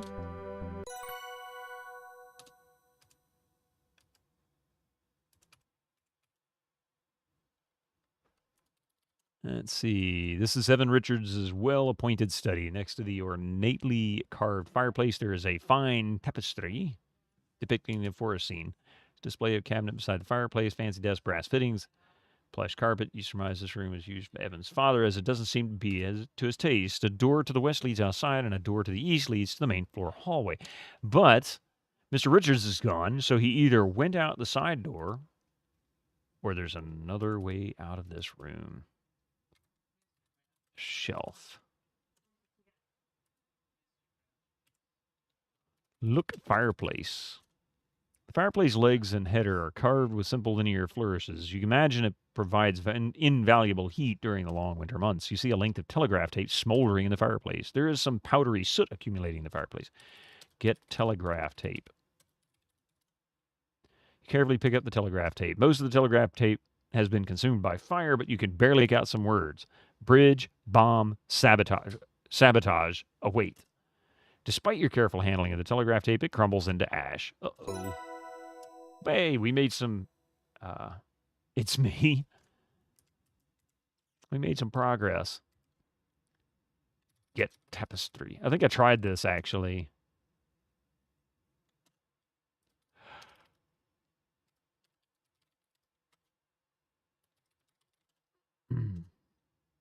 So it mentions tapestry. See, a tapestry depicting it. Although the tapestry is a little faded with age, there are still rich colors woven into it. The detail is exquisite. This is a castle, and we have many tapestries. Yeah, you were talking about Jack. Search, basket. I guess it helps if I actually type out the whole word. There isn't anything in this waste paper basket. Of course not.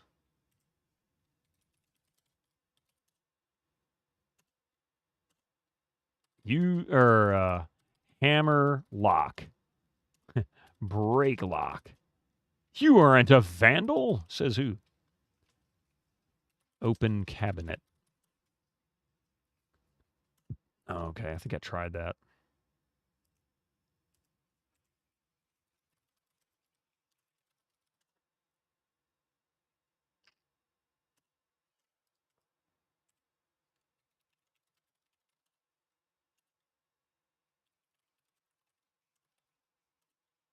Can't do that.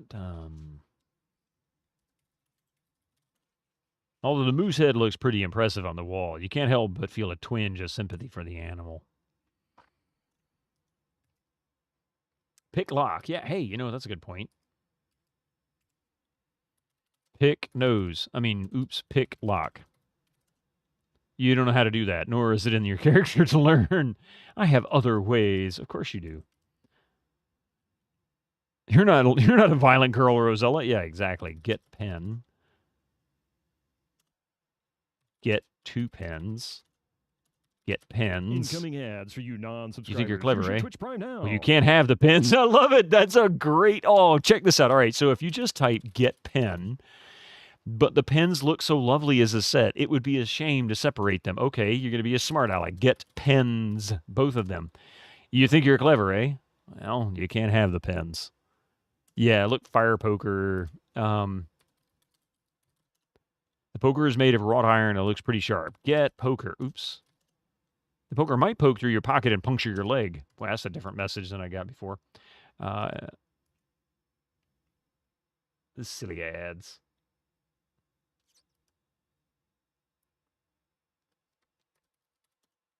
A billiard table dominates, blah, blah, blah, blah, blah. Card table and all that kind of stuff. Door to the western leads outside. Hey, Skyfall. Isn't it a nice touch? I like the fact they did that.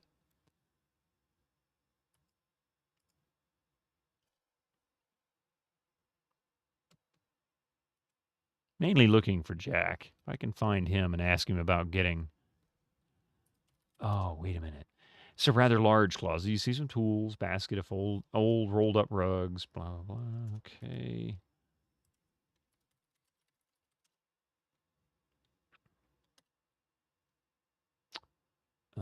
Get pick. Okay, we don't have a pick here. I don't see something that would be useful for that. Looks like wrenches and a saw. And some pliers. Unlock nose, yeah.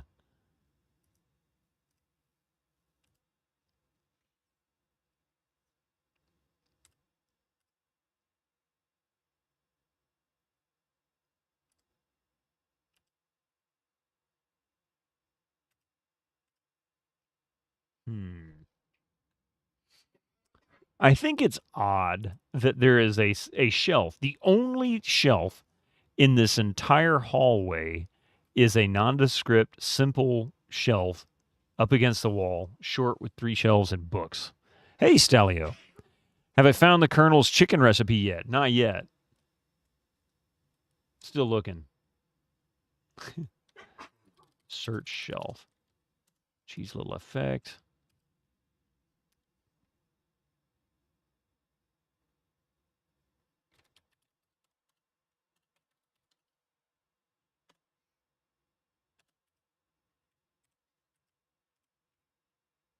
"20 herbs and spices, right, Fox? Aha. It's a pretty large bedroom. There's a love seat, blah, blah, blah. Nessa is here. Corvus is here. Talk Nessa. What are you still doing here? I thought you left this morning. The bridge was damaged, so the trains aren't running. Oh, what a shame. Well, look who's back. He serves his purpose. Jack's putting around downstairs. He keeps busy, I'll give him that. Quiet and easily ignored. She's just here to see some birds? I find that hard to believe. She barely spoke at dinner. I believe she's here to look at birds. What on earth for? A brilliant fellow, highly knowledgeable and so sophisticated. A clever man, here to do his job. I respect that. He's probably outside doing that very same job. Quest for Glory 1, or Quest for Glory, you remember you could die from trying to pick your nose because you shoved the lockpick so far. I'll see brain hemorrhage. Oh my God, that's awful. I forgot about that. That's terrible, man. That's terrible.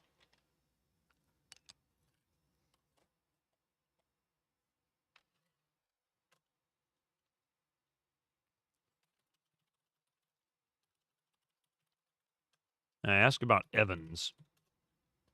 Evan has always been disagreeable, but he's become downright unbearable in his old age. He made it abundantly clear that I'm not welcome here, but I don't care.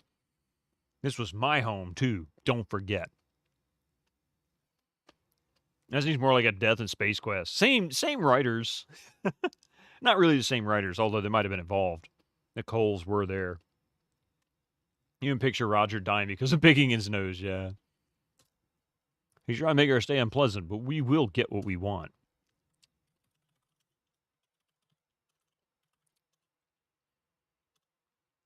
I may have overindulged last night. Mr. Richards keeps his bar well stocked, at least. So I think I'll just sit here and not move for much for a while.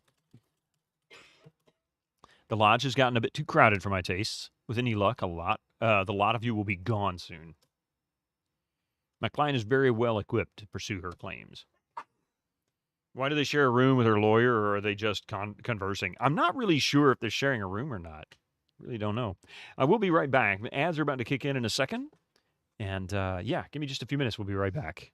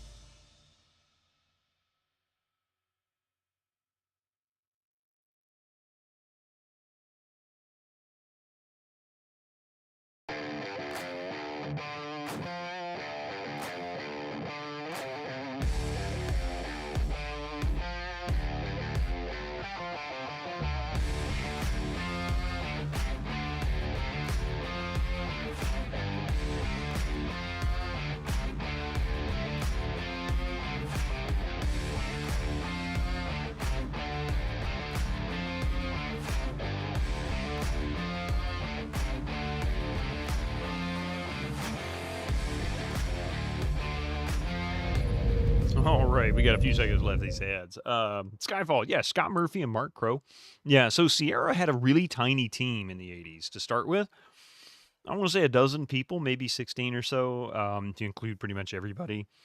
So a lot of the folks that worked on things like King's Quest eventually branched out and started making other games. So, for example, Al Lowe went off to make the Leisure Suit Larry series, of course, with Sierra. So he was sort of the creator of Leisure Suit Larry, which is dubious because Leisure Suit Larry 1 was really a graphic remake of the game called Soft Porn Adventure, which was created as a text game by Sierra. I think the Williamses in like 79 or 80, something like that. Might have been in 79 because that was also the same year Haunted House came out, and that was the very first graphic adventure ever, at least that I know of anyway. wireframe or not.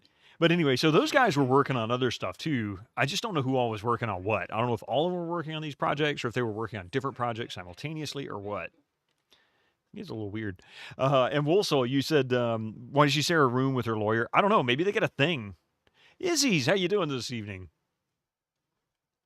Mystery House, not Haunted House. Thank you. Something House, the wireframe thing where, yeah. That was actually, I want to say Mystery House was what kind of led to Colonel's Bequest. Like that was actually the game that that could be considered sort of the grandfather of Colonel's Bequest. But the only person I've seen play it so far was Fractal Mind Mike, and I thought that was fascinating. I believe it was only released for Apple. Oh, pardon me. Okay, let's see here.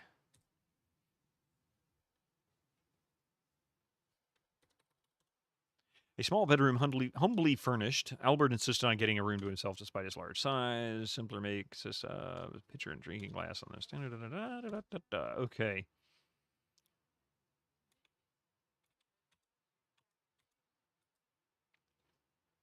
King's Quest IV led to Colonel's Bequest because Roberta wasn't sure how a female lead would work. It did so Colonel's Bequest was a go. Yeah. No, I mean, it was, but I want to say spiritually, Mystery House was what led her to want to make Colonel's Bequest as a game. As far as the protagonist was concerned, that's a little different. Oh, wait a minute. There's something really messy in this room. That looks like mud all over the floor. This is the bedroom Jack is sharing with Corvus. Oh, okay. So Corvus is staying here. Corvus is in here with Jack. Judging from the crate haphazardly filled with clothes, Jack didn't get much notice regarding this new living arrangement. There is a large dresser set against the back wall, containing many small drawers. There is a pitcher and drinking glass. You also see a low coffee table, writing desk. A door in the west wall leads back to the upstairs hallway. Look floor. There's a large carpet here, reaching nearly from wall to wall. It's golden, crimson, and pink. Look mud. Look dirt. Look shoes. It's a pair of brown leather Oxfords by the bed on the right. Get shoes. Shoes are too big for you. Doesn't that look dirty to you? Doesn't it look like there's dirt on the floor?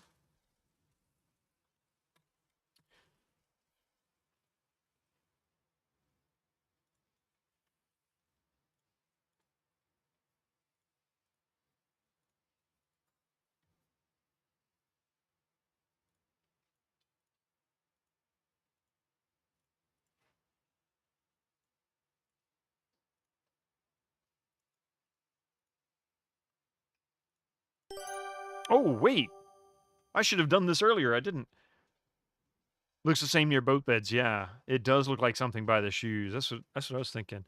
Hey, Stars Many. Welcome to the channel here. It's good to see you. Thank you for joining us over here in YouTube lands.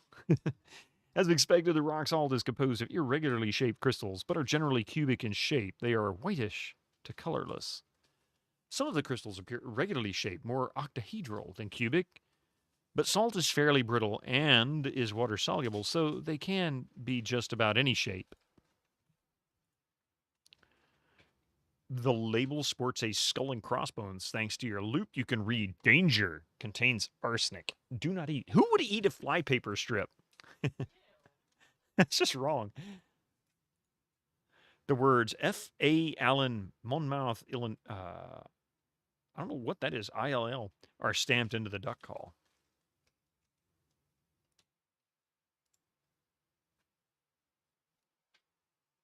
Delicious arsenic, right? The two single beds are set up in opposite corners. There is a leather satchel on this bed. Search satchel. I think I've done this already. Okay. Look under pillow. The bed is so neatly made, you can't think of a good reason to alter its current state, to see if they've hidden something there. That's what it is. Herman Munster would probably eat a fly. That's true, he probably would.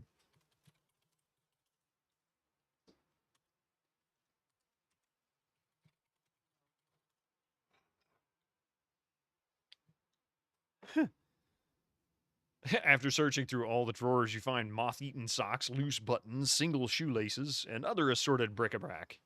How often do you hear that phrase? Bric-a-brac.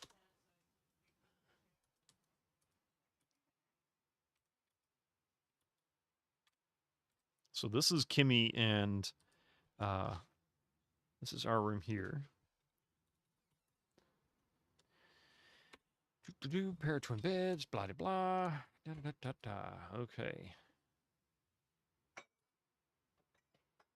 As often as you hear Wazax. Never heard of that one.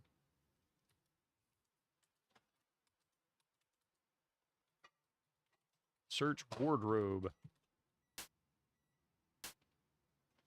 The wardrobe contains a few garment bags and folded up pairs of overalls. An in-suite bathroom. What a luxury. You see a classy Victorian bathtub. We already went through all this. There is another bedroom here.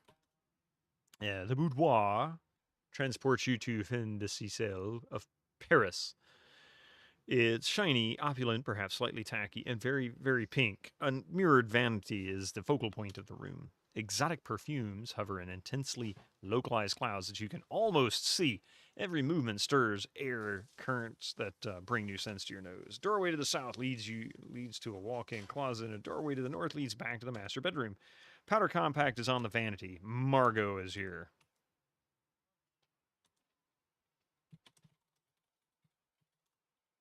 Powder is good for ridding oneself of a shiny complexion. Soaks the oils right up. Margot eyes you critically. You could probably use some, mademoiselle.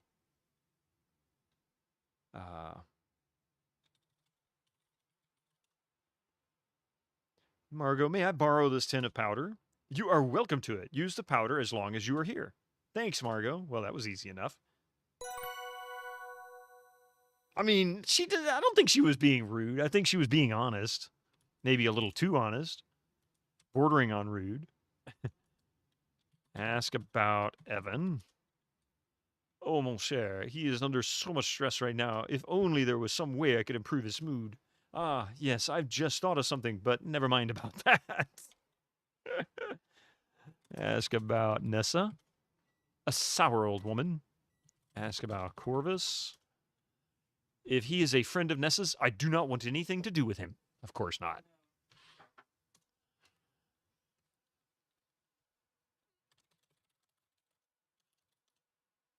Jack is so helpful. What would we do without him? I'm sure if you'd ask, he'd be happy to help you too.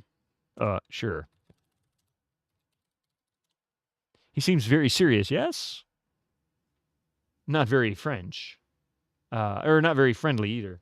Is she French? Reminds me of a character from Dagger of Mon-Ra. Yeah, she might be... Well, Fifi was French in Colonel's Bequest. So she might be maybe sort of a throwback to that character or those characters. Hey, Izzy's. You know you're in this game, right?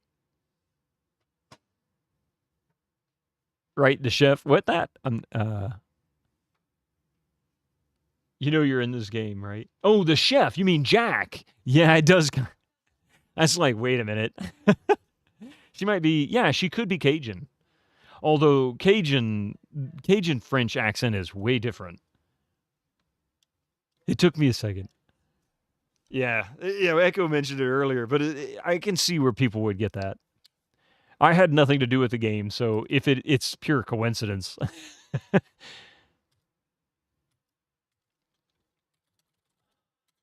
I haven't asked about things like the dock. Ask about birds. Those are the birds that eat fish. Ask about river. I wanted to be in the game. I mean, I wouldn't have complained if I knew her, actually knew her, and she was like, "Hey, I can put you in the game." I'd be like, "All right, that sounds cool." But no, that conversation never happens. So, ask about boat. Ask about smokehouse. Ask about garden. I should ask Jack about the garden. Okay, I don't think she has anything of use for me. Margot's walk-in closet is luxuriously appointed. It has an enormous mirror. Ask about bitumen. There's a shelf full of footwear, some fancy frocks on hangers, wardrobe, 2 chests, drawers, blah, blah, blah. Yeah. Ask about bitumen. You can't use bitumen in this game. Well, I'm offended. I'm just kidding. I'm not really offended. I love the fact that they have an active mirror in the game. That's really cool. Move mirror. Some kind of earth. I have no idea, Yuli. I actually just made up the name. I literally made it up. It was a mistake when I was playing Quake 2. When Quake 2 was first released, I loaded it up probably at 640 by 480, and I get through the cutscene, end up the pod in, at the beginning of the level, and I turn around and I'm trying to read the pod, and I swear it said Bitumen, so I just stuck it in there as the character name. I'm too stupid to realize it was Bitterman, because you can hear it in the video if you watch. Whatever, Get green hat. You take the green hat down from the shelf, mannequin head and all. What? The green hat is a lot like yours, except newer and made of finer wool. Oh, wait a minute. Get yellow hat. You take the yellow hat down from the shelf, mannequin head and all.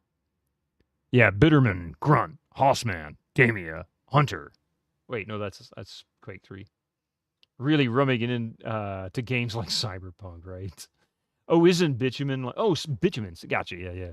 Take a close look, admiring the quality of workmanship. Maybe one day you'll own a hat as fine as this.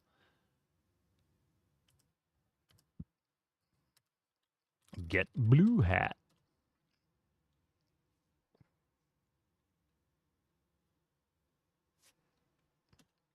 Red silk rose on the blue hat is exquisite. The stitching is minute and even.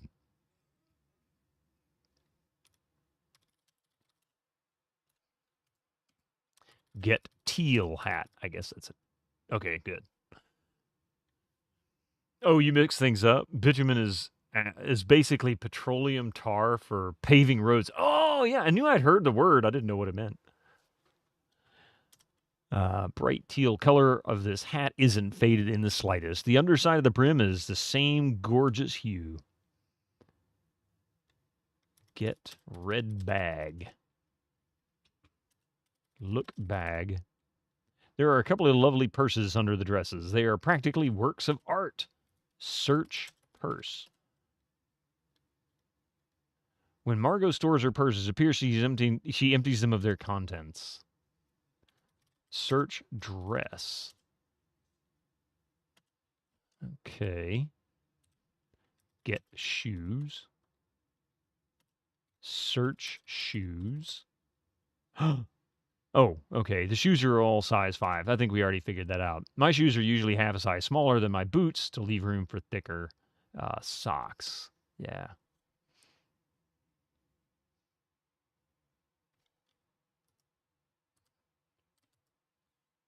Oh, wait. She gave me the elegant tin of powder. A label reads, absorb your oils and grab your prints. A brush is included for application. Okay.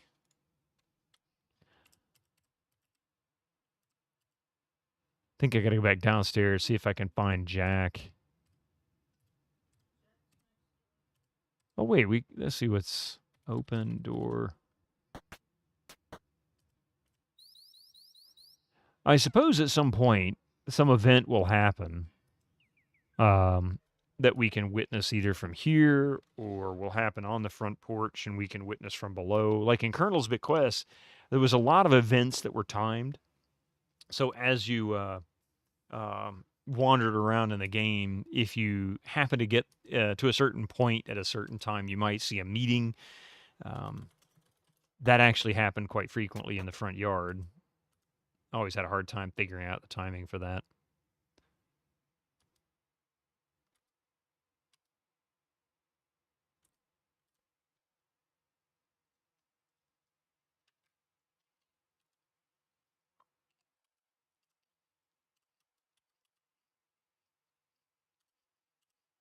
Wait.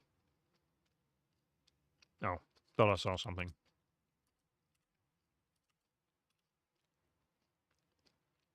You realize something with the powder, but not going to say?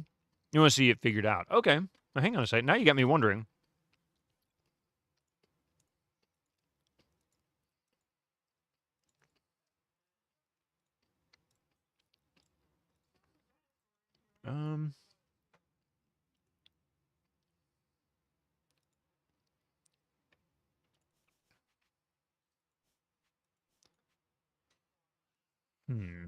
Suitable powder container.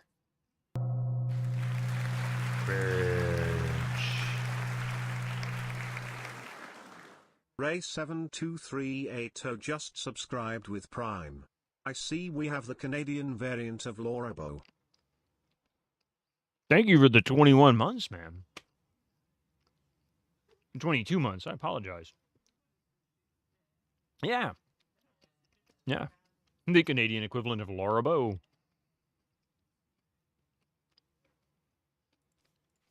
How are you doing today, Reg? Better than Laura Box.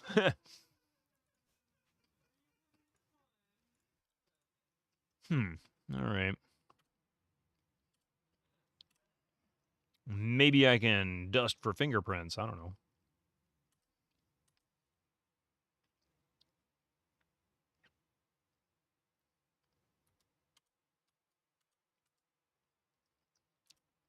Jack does. Oh, there he is.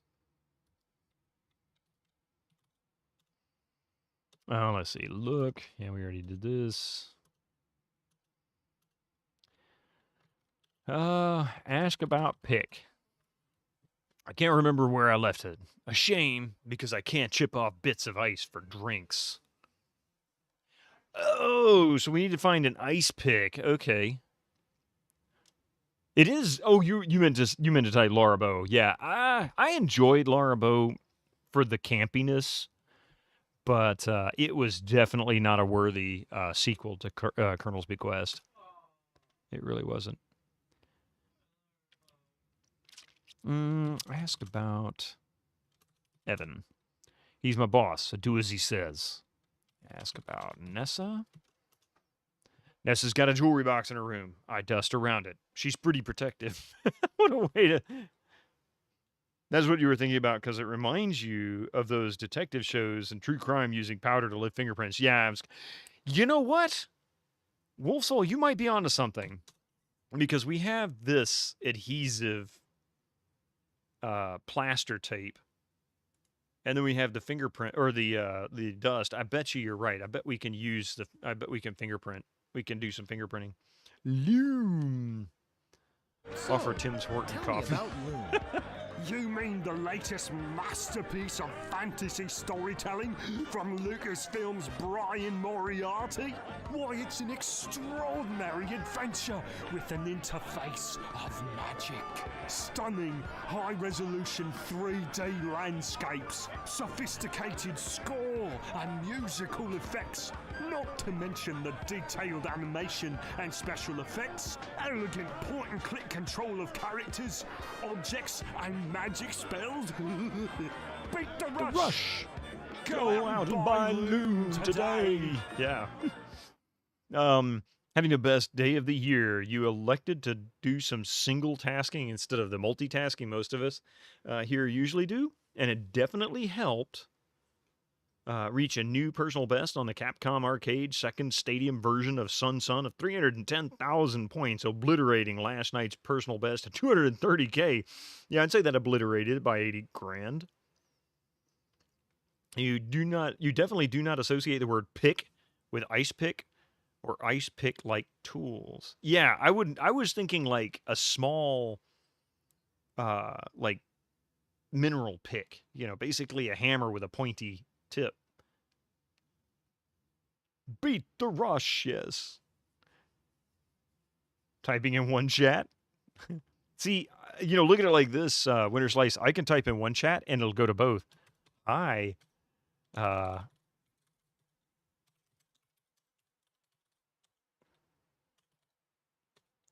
it'll go to both chats. Boom. I didn't realize I could do that.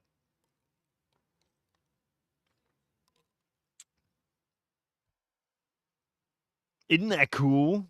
The power. Okay, let's see. Ask. Ooh. Better click on that before I start typing. All right. It's witchcraft, right? Illuminated Games. Calling you out. You too.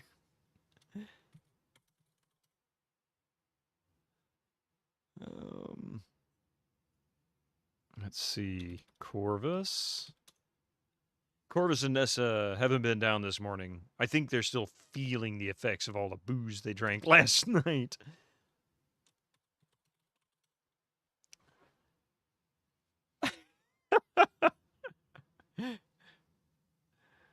Exposed. But I didn't say who you were.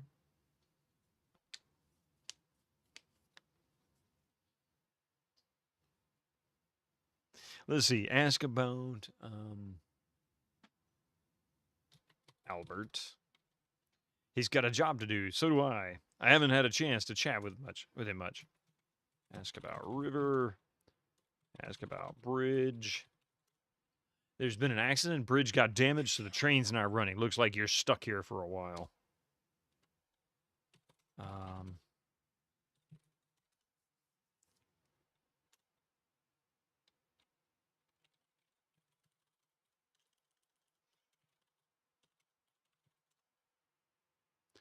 Pretty nifty birds, cormorants. They dive deep into the lake for fish, nest on cliff sides nearby. I don't go visiting down there. They'll peck the life out of you. Uh-oh, we better go check on Kimmy. Thanks for fetching the box of flypaper. Do me a favor and replace the flypaper strip over the door.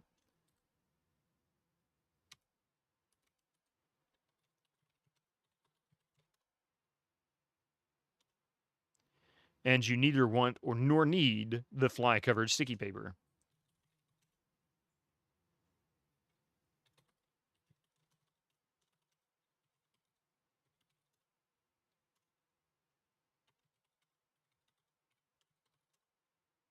I'm not really sure how to apply that. You feel like that's one of those features that used to be kind of inconceivable. People in the future aren't going to think twice about. What's that?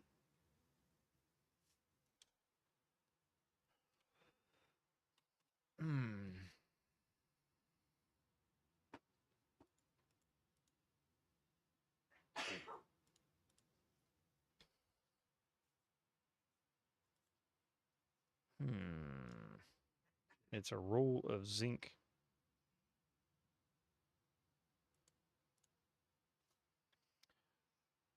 I didn't change it. I removed it, and it's not there. Oh, being able to chat multiple places at once. Yeah, that's true.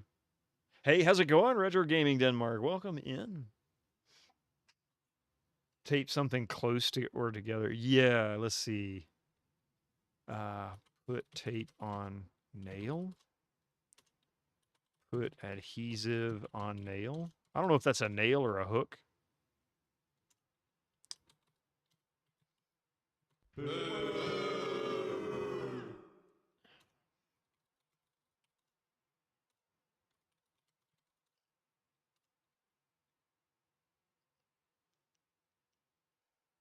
Oh, like being able to transfer your...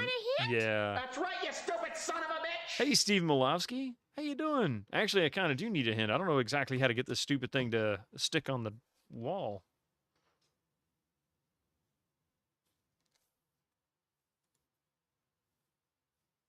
Oh, you've been doing Oblivion? Nice. I didn't know you were streaming.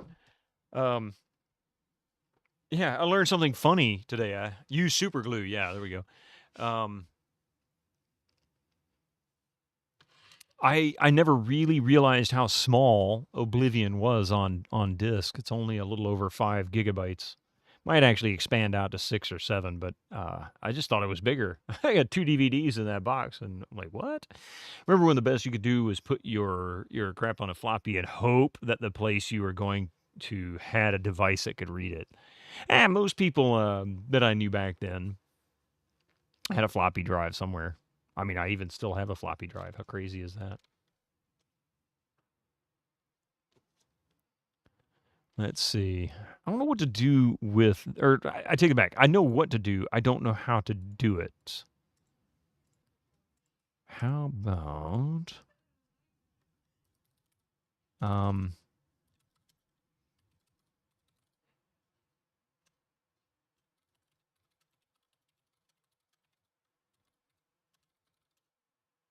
unfortunately, that doesn't accomplish anything. You do boring Xbox streams. Why do you say boring? Sometimes you bring out all the gear and stream 8-bit microcomputers. I wouldn't call that boring. I mean, sometimes even from just a museum standpoint, that kind of stuff is historically valuable. Maybe not at this very moment, but at some point in the future, people are going to look back and say, "Hey, do you remember that Commodore 64 from the 80s? That thing was really cool." And the only Commodore 64s that are going to be anywhere out there are going to be at like museums and, really wealthy collections because they've all just eventually rotted away. I mean, that could be 20, 30 years from now. Those cheap $20 drives from Amazon don't read. Yeah, well, I have a old floppy drive. It's an old Dell floppy drive that's in my Pentium 2 over here. Your first own PC had a floppy disk. Well, hello, Mr. Fancy Pants. Duncan Thrax just cheered 100 bits. It belongs in a museum! It belongs in a museum. And don't call me Junior. Yeah. Thank you for the 100 bits, Sir Duncan Thrax. I appreciate that.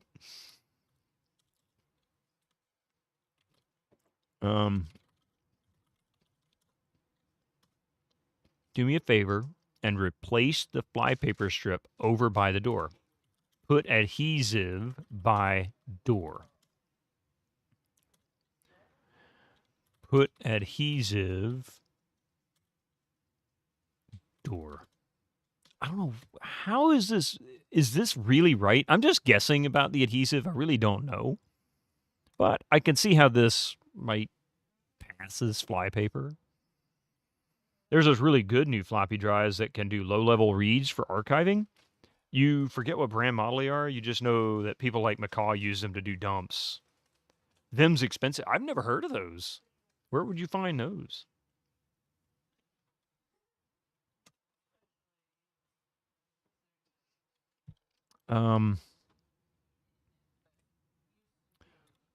Let's see. Unroll adhesive. Remove adhesive. Look adhesive. Doesn't even know what I'm talking about. Yeah, it's a roll of zinc oxide adhesive plaster. Okay, so adhesive is the right word. It recognizes adhesive for the right item. Put adhesive on wall. Look, wall. Kitchen has the same rough-hewn walls as the rest of the lodge. Look, hook.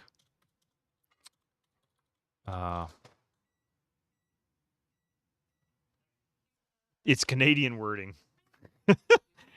At some point, we will wind up having to run emulators and emulators. You're not wrong, Shelnov. I can see that. You remember nothing other than you watched him try to dump some obscure Japanese game and failing, but you believe it wasn't the fault of the drive. Get plaster.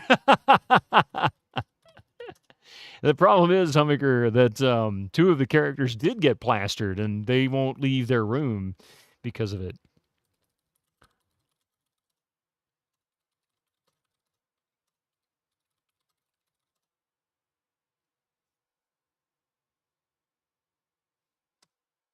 No, you don't want to. Yeah. I might need to come back to this because I really don't know the wording that it's looking for here. Put adhesive on jacks. We'll just put it on jack. That doesn't seem to work. Bartender, blood wine. Yeah.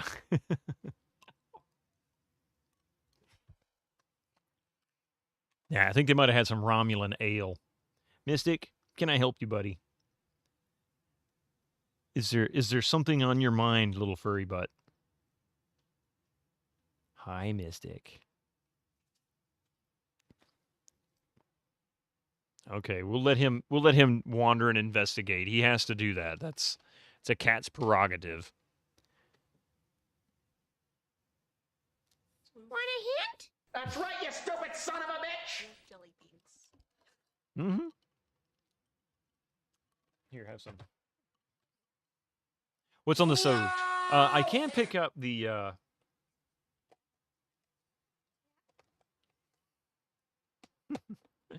You're welcome. I can pick up the kettle, or at least I was able to last time. But she won't carry it out of the room. Get kettle. You take the kettle, but resolve not to leave the kitchen with it. You can't imagine someone just walking away with your kettle. That means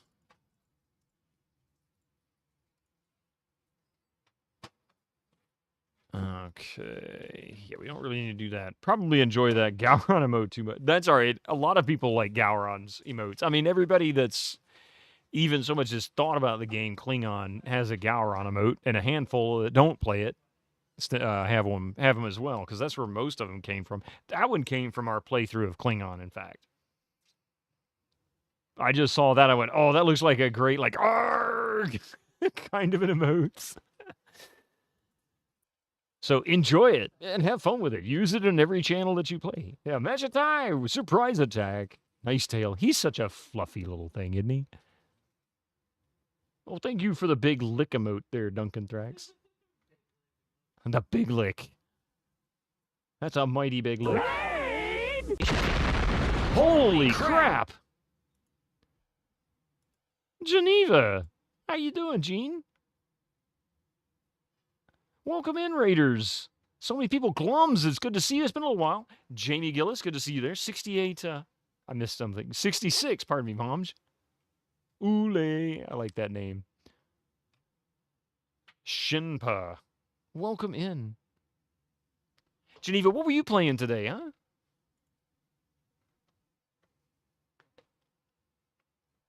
Hello, hello, hello. Pandora's Box. I don't know that one. Pandora's Box. Is that... I am making many new friends in Britannia. Thank you for that follow there. Thank you for that follow.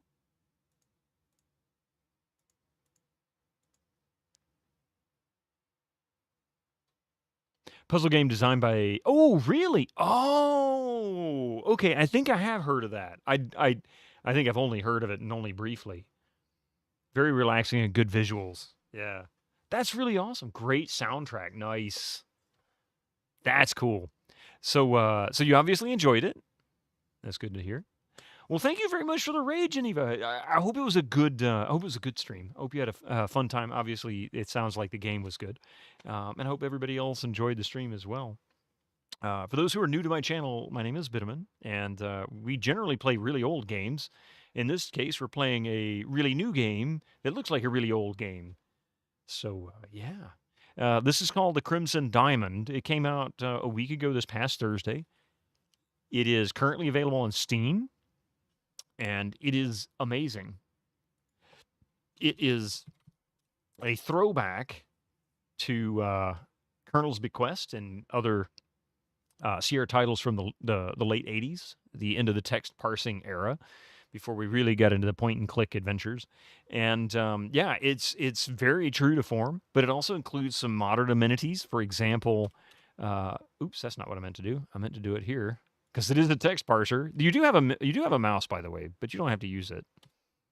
There we go. There we go. There's your inventory, right? You have an inventory screen just like normal, but you also have things like a notepad. And this helps you keep track of things that you've done and what needs to be done. It can also be used to give you ideas about what you should be looking for or do.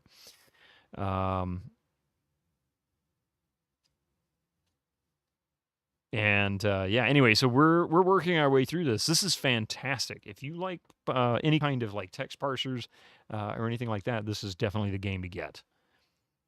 Brand new, looks and plays like an old Sierra adventure game. Even the artwork is very true to it, don't you think?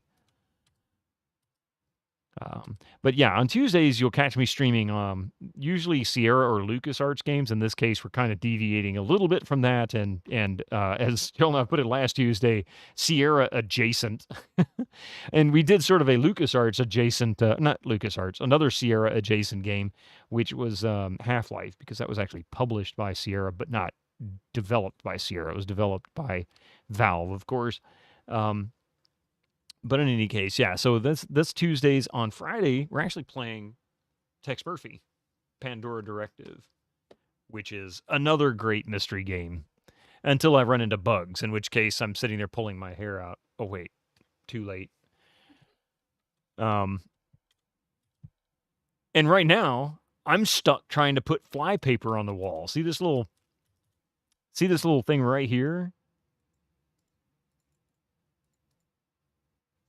Mystery bugs. Yes, exactly. Hang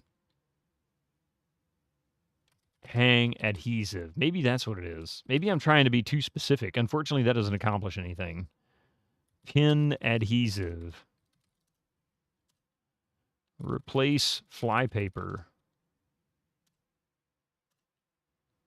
Replace flypaper, with adhesive. Okay, maybe we need to find other flypaper. I have no idea what I'm supposed to be doing here. Okay, so something about his ice pick, it's missing.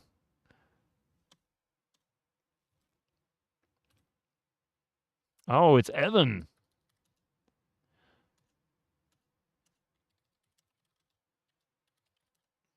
What?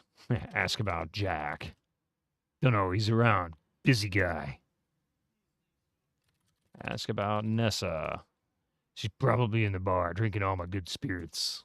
Ha! Certainly feels like that anyway. I even like the dialogue. She did a great job with the writing on this, too. Him and Nessa are going to drink me out of house and home. Never mind the diamonds. Ask about Will. Will? Who's Will? Mine? Or the one Nessa must be hot for? Or Pa's Will? Ha, probably shouldn't tell you this, but Pa never had a will. Never bothered. But I do, and if she ever tries anything, she's in for a shock. Ask about birds. Flocks of cormorants in these parts, they like the fish in the lake. So do I. Ask about smokehouse. What? You have a smokehouse and you don't know what I'm talking about. Good job there, dude. Let's see. Ask about adhesive. Ask about flypaper. Black flies around here are a real pest. Jack replaces the flypaper in the kitchen pretty often. We keep it in the garden shed. Search box. Search flypaper box. Okay, ask about... Oh, wait, I already asked about the adhesive, didn't I? Ask about pick. What? Yeah, I already did that. What else do we have?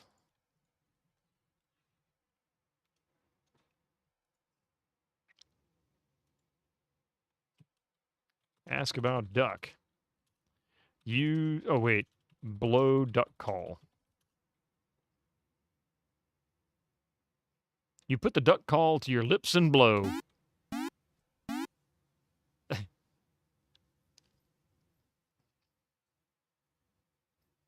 Yeah, I didn't expect anything to happen in there, although it would have been really funny. Haha, nice duck call. Good one, Nancy. And yes, there's achievements for this game, too. So, not for that, but there is achievements in this game. It's a great old style sound. This is the best part. We got to speak to Dan, the composer of the soundtrack. And he actually did use an MT32 to record the music, and it appears that he also used it for sound effects too, because one of the features of the MT32 was to provide sound effects, not just musical tones. I think that's pretty cool.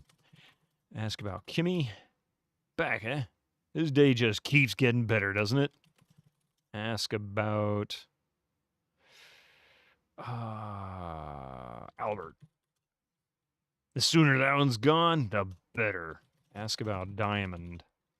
It's not from around here. You mark my words. This whole business is just a waste of everyone's time.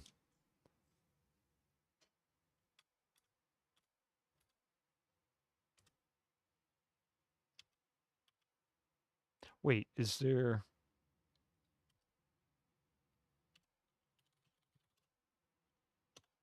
Okay, so there's not a pick. I mean, there is one trick, by the way, to brute forcing text parsers. Sometimes if you know something that you're supposed to get, you can sometimes go into a room. I don't know how well it works in this one. She may have actually worked around it. But you can sometimes walk into a room and start typing, like, get this or open that kind of thing. And you'll get the same response until you get to the room where it's located or something similar to it's located, in which case you might narrow down your options. You think you might have figured something out in the kitchen? I'm thinking the boiling water and the ice might be a thing. That's a neat trick. Yeah, it's a little annoying sometimes, but it's a great way to kind of get clues about where you should spend your time.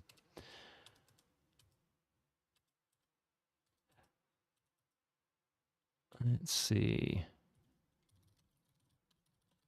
I thought about doing something with this kettle. Pour water on ice.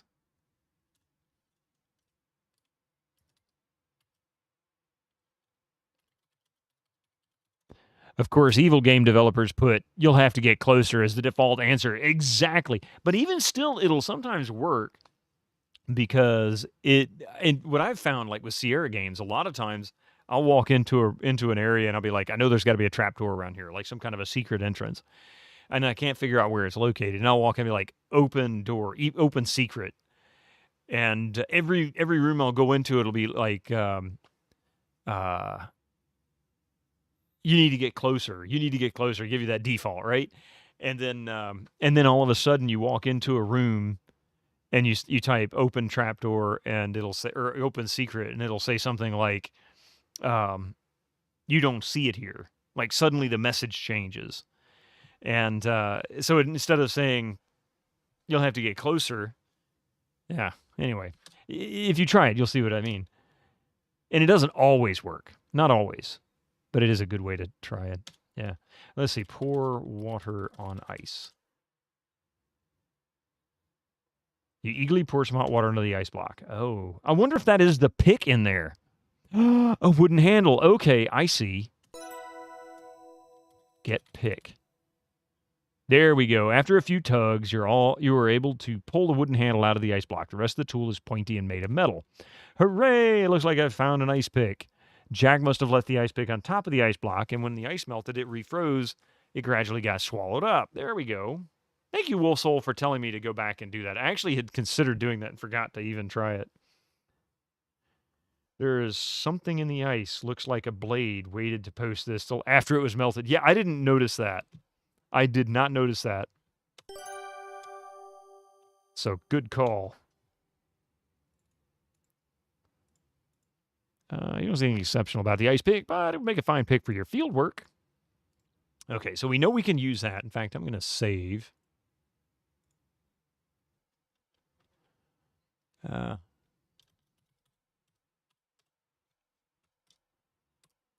Future Wars was bad with that.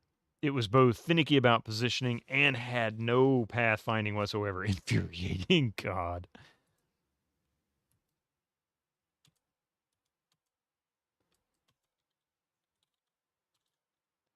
Return kettle.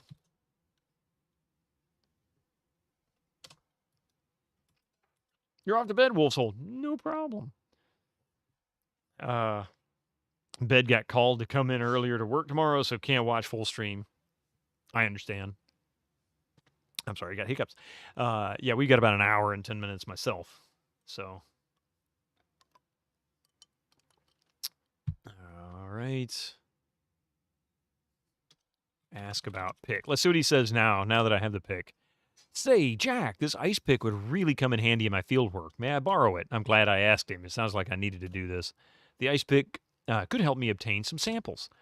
I guess you can use it, but you got to give it back when I need it. Sure thing. Okay, so we've got that. Actually, you know what? Let's go, since I know what I can do next, let's go through here. I'm telling you, there's secret doors around here somewhere. Open door. Wait. I saw something like shimmer or something. Open door. A glint. Oh, maybe it was the cursor changing when I went to open the door. Okay. I swear I thought I saw something in this cabinet like sparkle or something. But I think it was the cursor changing when I opened the door.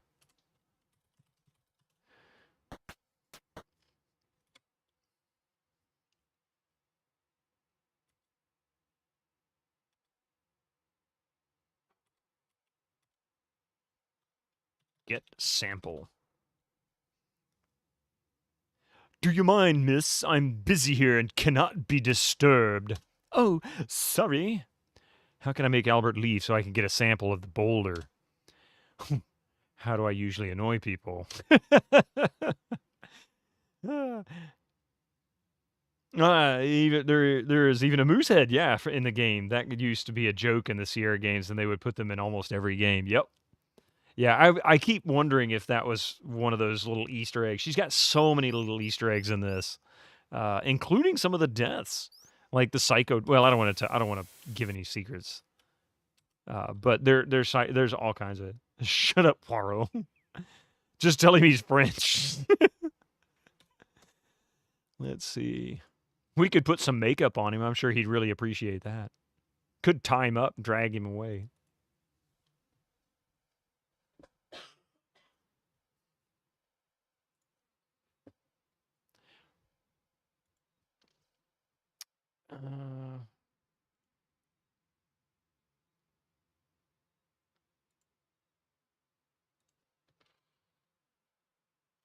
Let's see.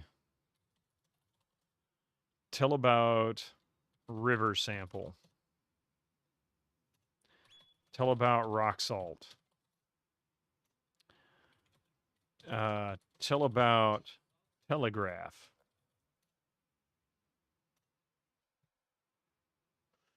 You are French. Oh, we can't use R.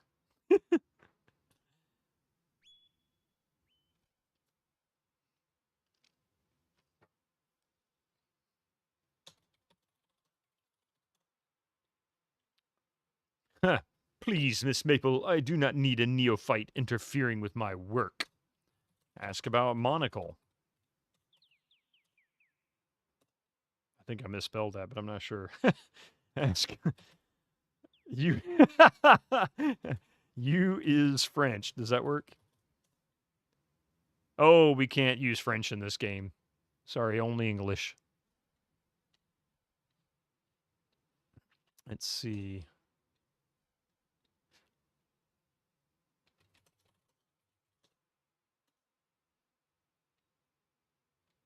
Ask about kit. Wow, Mr. Respa, that's some field kit you got there. Yes, please don't touch anything. Touch kit. Kick Albert. You wouldn't hurt a fly, which is why she won't hang the fly paper. All right, we'll come back to that in a minute.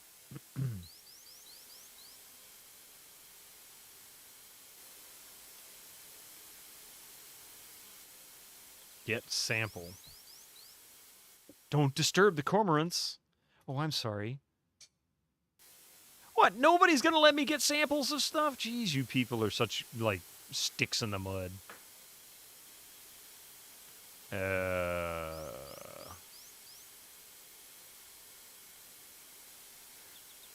He was wandering around nearby. I suppose he's conducting his fieldwork? Ask about Evan? I don't really know what to make of him. He's gruff and grumpy, but not exactly mean. Ask about Nessa. She's not the nicest person I've ever met. She and Mr. Richards don't seem to get along too well. Ask about Corvus. He isn't my type of person. Kind of snobby, don't you think? Ask about Jack. Jack, I hope he doesn't think I used underhanded means to stay at Crimson Incoming Launch ads for you longer. non-subscribers. Use your Twitch Prime now.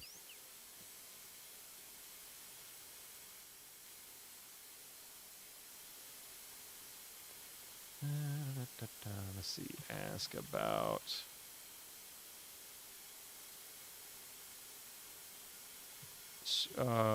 suitcase.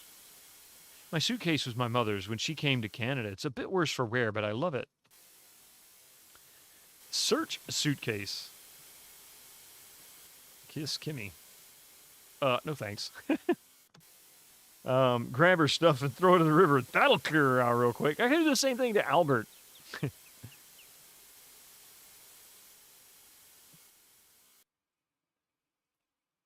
However, where the land slopes gently toward the river, the ground is noticeably wetter and the rocks are slick with moisture.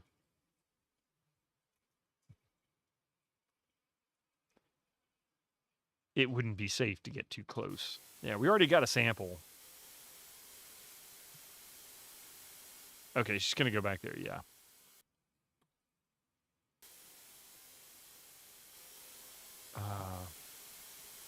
Throw Jordan almonds.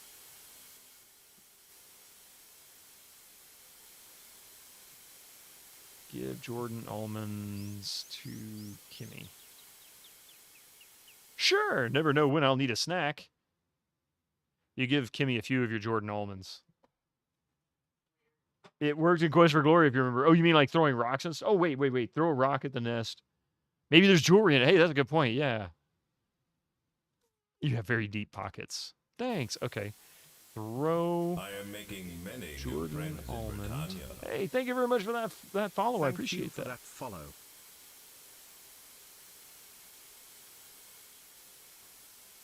Throw Jordan almond at nest. Search bush. Search nest. Can't see into the nest from here.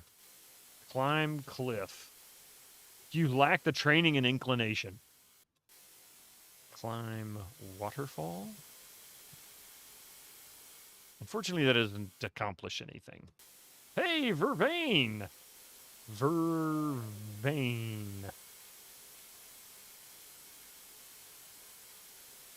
Get rock. Throw Kiki at nest. Who's Kiki? Oh, Kimmy. You mean throw Kimmy at nest. Sorry, you can't do that. Get Kimmy. Either that isn't here or you see no need for it, yeah. That's okay. I make more typos than probably all of you combined. But not more than my mother. I had to learn from somewhere.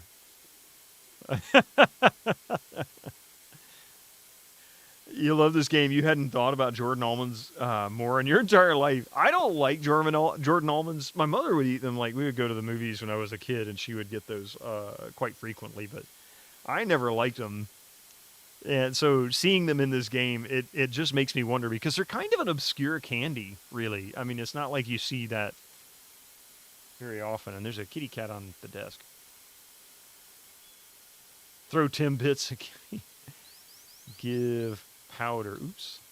To Kimmy. No, thank you. The next update of this game will include a cryptogram just for Bitterman, of course. Hang on, let me do something with the cat. Come on, Misty. No, you can't have my chair. I'm busy using it.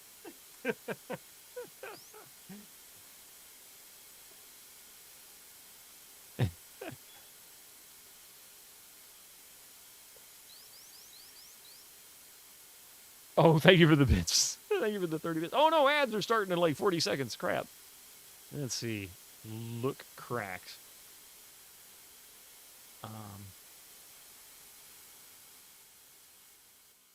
Yeah, we already did that search. Please leave my luggage alone, of course.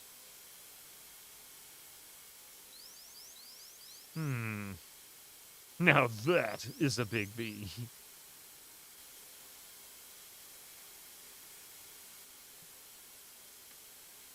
Let's take a look at the notepad again. All right, so we got an ice pick. Street river sample, small shovel.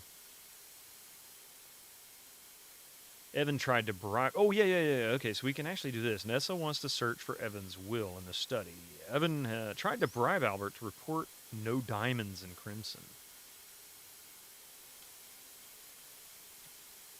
Ask about will. I have legal issues.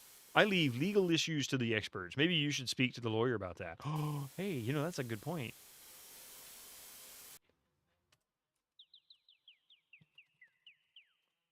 I have no idea what you're talking about, nor do I care to learn.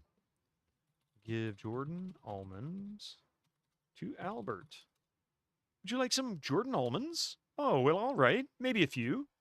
You give Albert a few of your almonds. Don't worry, you still have lots. Thank you. Those Jordan almonds have whet my appetite. I'm headed to the kitchen. That's what it was. All right, guess what? We got ads coming. We figured out how to get rid of Albert. We'll figure out what happens next in just a few minutes, so be right back.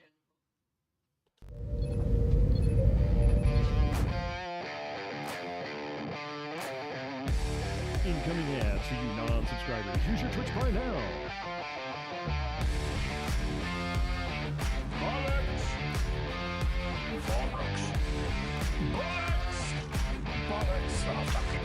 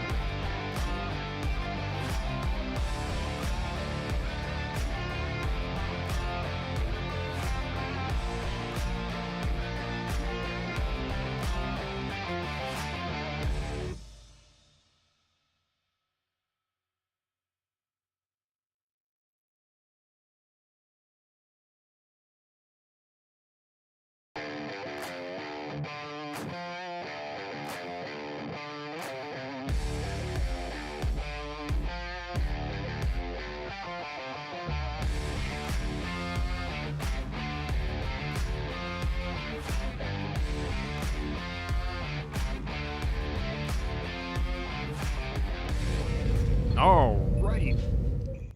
So we managed to get Albert away from this rock. How are you supposed to know that Albert is nuts for Jordan almonds? Same way you find out he's nuts for you, just offer to kiss him, or perhaps give him the Jordan almonds, you know.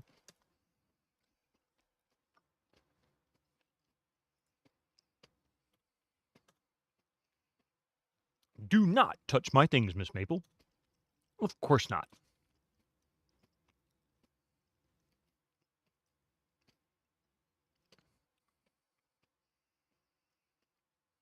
All right. I should take advantage of Albert's absence and study that fascinating boulder. Get sample. You chip a sample out of the glacial erratic using the ice pick and the hammer. It's essential to make my fieldwork comprehensive and include anything geologically interesting, even if it doesn't apply to my goals. Maybe one day somebody will be conducting fieldwork on glacial erratics, in which case my observations would be vital. I still need to collect more sample from outside the lodge. Okay, so how do we get Kimmy away from the rocks? Or how do we get the birds away from the cliff? Let's see. Search kit. Look kit. Albert Respa's field kit lies open on the ground. You miss your field kit so much. Get kit. Albert is a little peeved at me already. I shouldn't antagonize him any further. That's a fact. Maybe if I ask him nicely, he'll let me borrow his tools.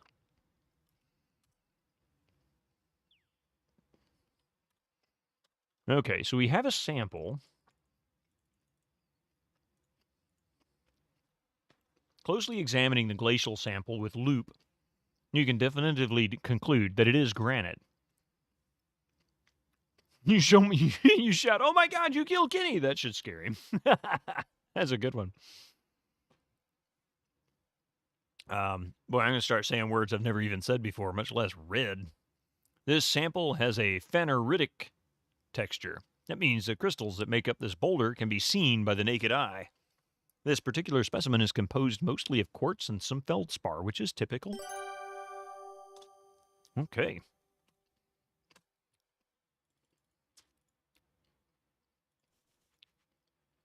Boulder sample. Okay, talk to Albert in the kitchen. Okay, we need to go to the kitchen, huh?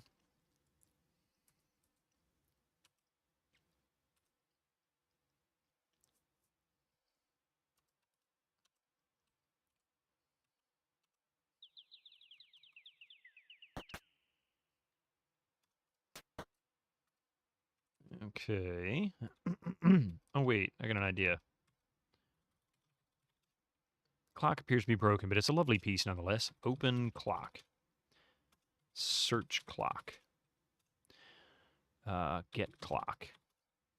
First of all, the clock is heavy and unwieldy. Second of all, it appears broken and therefore will be of little use. Whatever.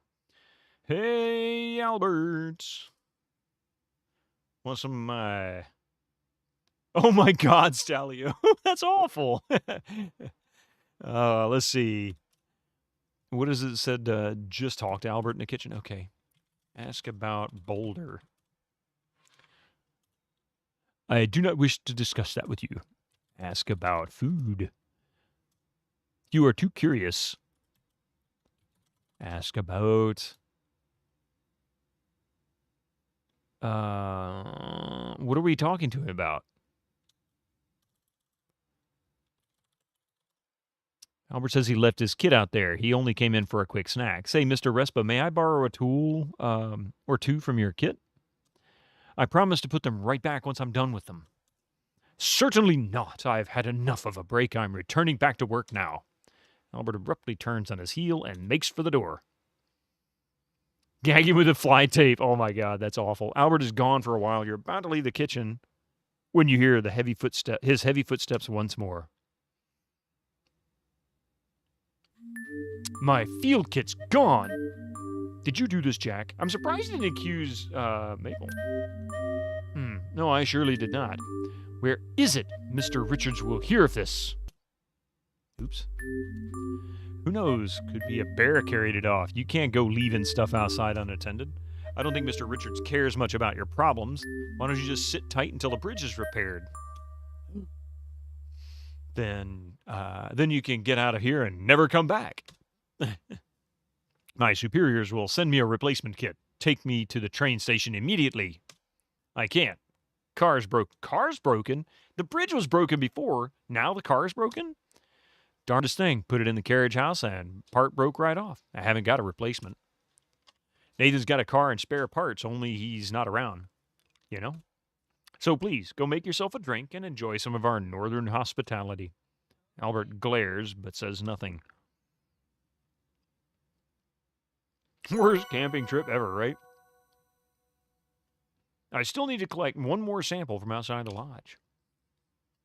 You should call the CAA. Is that like AAA?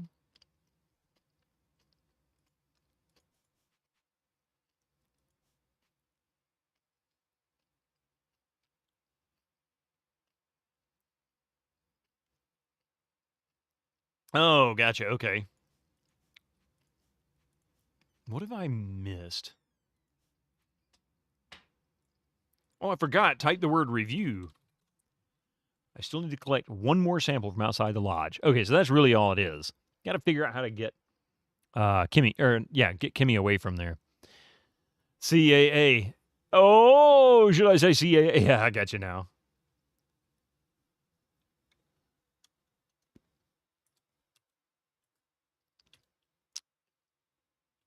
Is Mr. Evan in here? Let's see.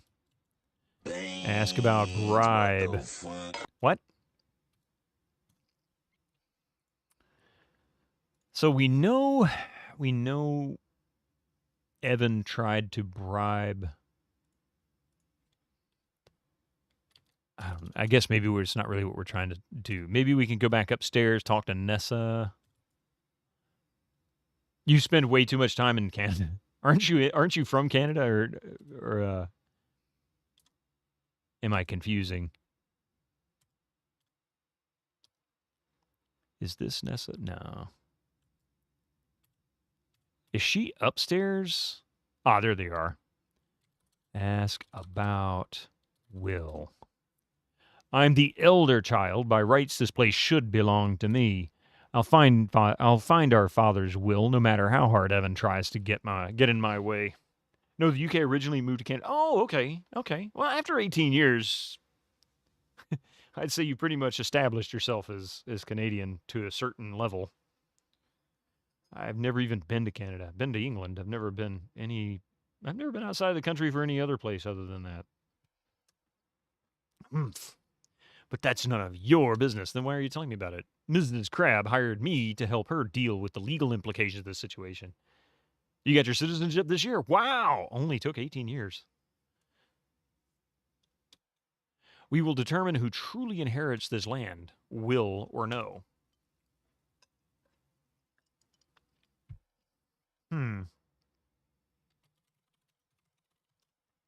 Diamonds are lovely gems, highly desirable, especially in Europe. Diamond mine would be a major boon.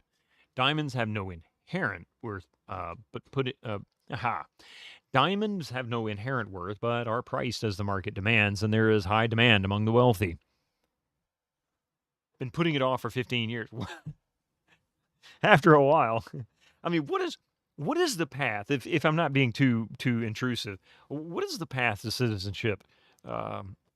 If you're from the UK and moving to Canada, like the US, I mean, you're literally coming from a country that has no other association with it.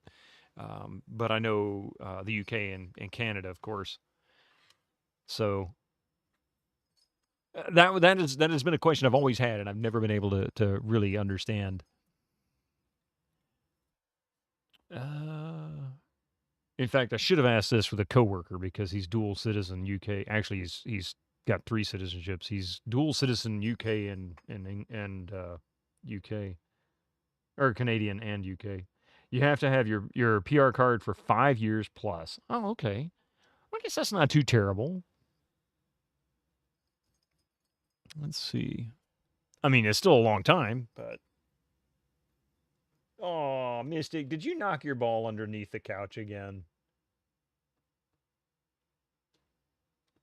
Poor cat. Hang on a second. Oh, permanent residence. I was wondering what the PR was. Hang on a second. Let me help this poor fella.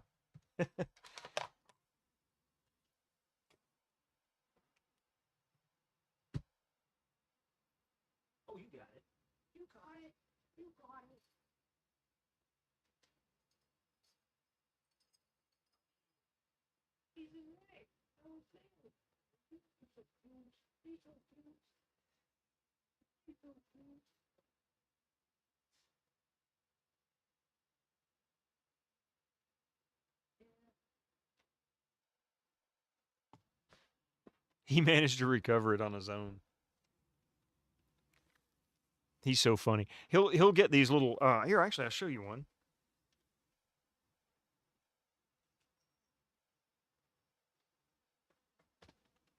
For those who have cats, or have people or know people that have cats, you've probably seen these little balls. He loves these things. Little jingly bell in it. And he seems to prefer these because he can get his claw and hook it, and hold it. Like I'm holding it with my fingernail. Anyway, so he'll bat this all over the place. When we go to bed, he doesn't come into the bedroom with us. He actually gets left out in the den because he's kind of a rambunctious little fellow when he wants to play, wake us all up. He'll actually take one of these balls and he'll bat it around until he gets to the bedroom door, and then he'll knock it under the door on purpose.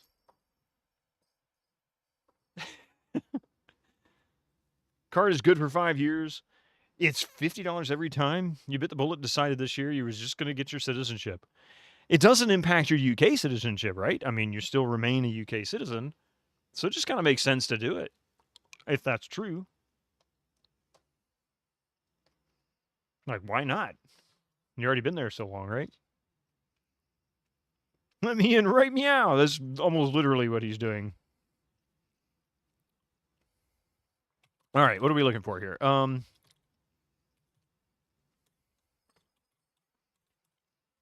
wait, I can't spell. Good God, I can't spell. My ruby brooch cost a lot of money. That ruby is quite large. Right, the Commonwealth, right, yeah. So it doesn't impact it. I didn't think it did. Right, I know about that. Would probably go over your head. Wow, really? Dude.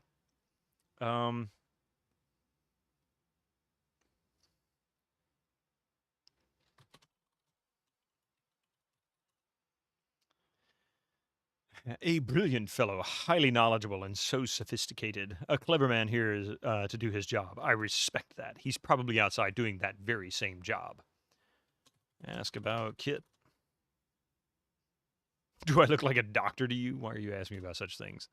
Why would you ask me about that? I'm a lawyer by profession, damn it. What is it? Damn it, Miss Mabel. I'm a lawyer, not a doctor. I don't know what else to ask about. So apparently the jewelry box is of significance. But I got to get them out of this room. Right-hand cupboard is empty. Maybe Nessa doesn't intend on staying for too long. He's dead, Jim.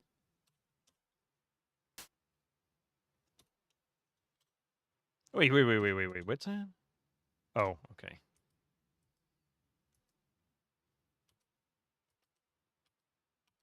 Okay, so I think I need to focus on Kimmy. I don't know if I have what I need to get her away from the cliff.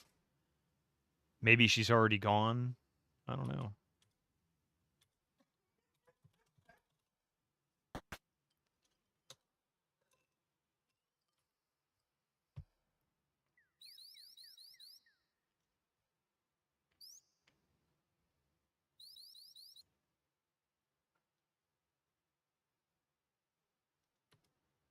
Ah, wait a minute. Baseball bat, right? Yeah. Okay, so she's... Oh, wait. Where's that rock? Oh, the kit's gone. Albert's still here. Is gone, of course, because he doesn't have a kit.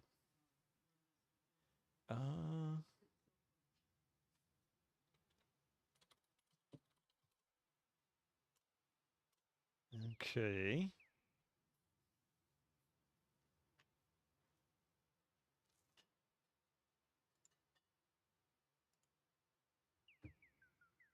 Need an option for Jack to scold you for leaving all the cabinets, drawers, and doors open. I'm a real jerk, aren't I? I leave everything open.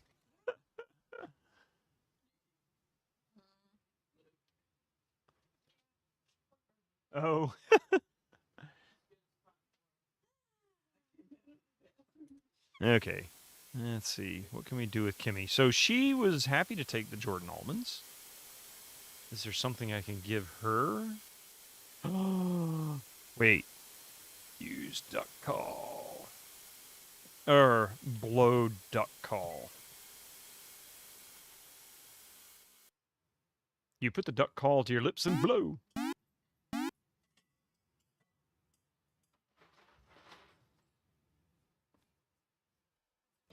A duck? Where? I was wondering if maybe that might actually cause an issue.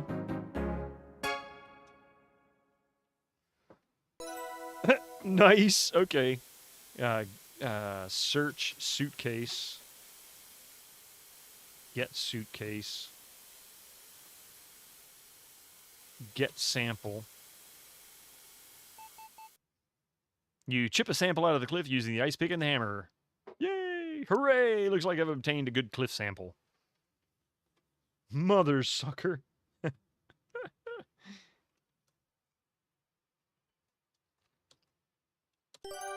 Wonderful. Satisfied my field work and analysis for today. My, it's getting late, but I'm pleased with my work today. Your stomach rumbles. It's dinner time. Proceed to the dining room when you're ready to eat. All right. Now she'll have muddy footprints. You're probably right, actually. I bet you we'll find more muddy footprints next.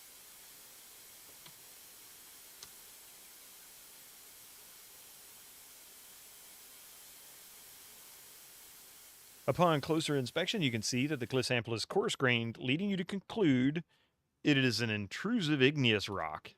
Diamond is an intrusive igneous rock, meaning they formed below the Earth's surface where they had time to form into larger crystals. It's possible that this area could be geologically suitable for diamonds.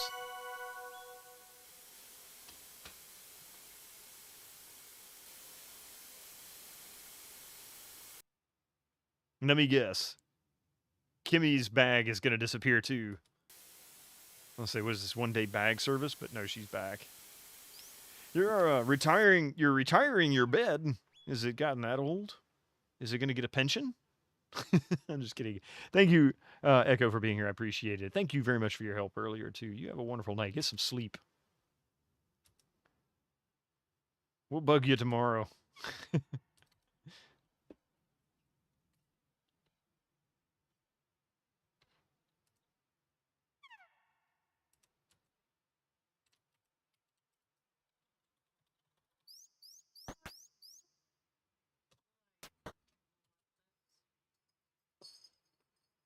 Speaking of balls that Mystic throws under the bedroom door, he apparently threw one. Yeah, he'll smack that sucker really far under the door. All right. We're probably getting ready to go into day 2 or 3. I think we're going into day 3. Time for Din Din.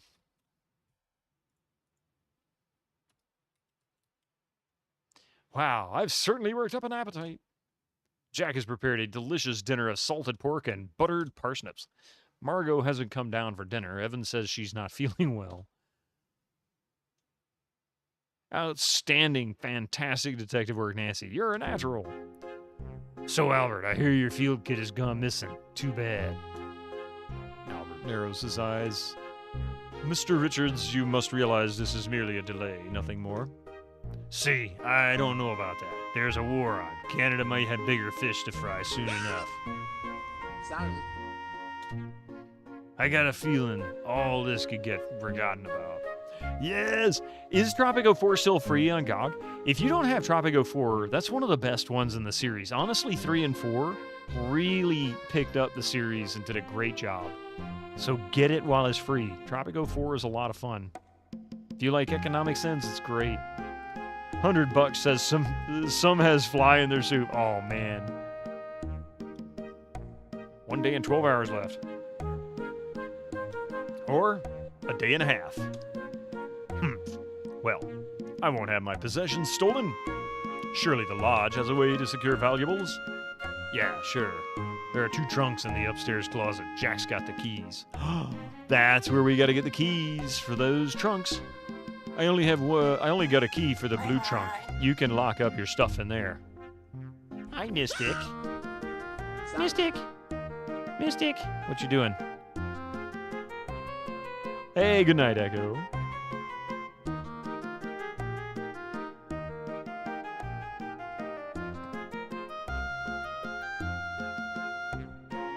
No. You have a scratching post there for a reason, buddy. Silly cat. His scratching post is like, I mean, you know, he's right there, and there's my mouse pad. He decides he's gonna lay on the mouse pad. I'm like, really? Come on now. That is definitely a Mystic interrupting the stream. 2002 times only? Anyway, so Jack only has a key to the blue trunk. He doesn't have a key to the other trunk. That's useful information. That will have to do, and if something goes missing, there will be no mistaking who's to blame. And what about the automobile? Has it been fixed yet? Jack and I have looked at the automobile. I don't have the part with me, but I will bring it in the next time I visit. I suppose that will have to do. I don't care one way or the other. Everyone seems to be eager to escape the dinner table. Whew. These dinners are pretty tense. You follow Jack into the kitchen and help him with the dishes. Gee, thanks, miss. Oh, can you do me another favor? Take this bowl of broth up to Margot. She's not feeling so well. She's in her boudoir. She says being surrounded by beautiful things makes her feel better. Sure thing, Jack. Game has auto-saved. I still don't know how to get the flypaper to, like, replace it. Maybe I can do it next time.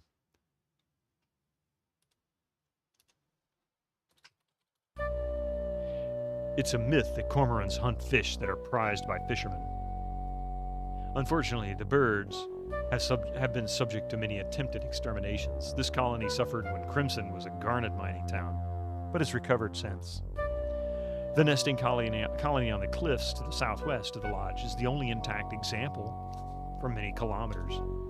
I'm so relieved to hear that the colony survived. Nature is so resilient. It is to a point. But should the government return and claim this land for its so-called precious stones, the entire nesting colony will be at risk. This cannot be allowed to happen. Oh dear. Nathan and Kimmy continue to chat about cormorants and other birds. You find yourself starting to nod off.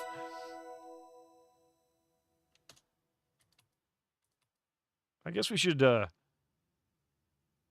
he's just hanging out, okay. 7 Richards, roll point study, blah, blah, blah. Evan is here. Okay.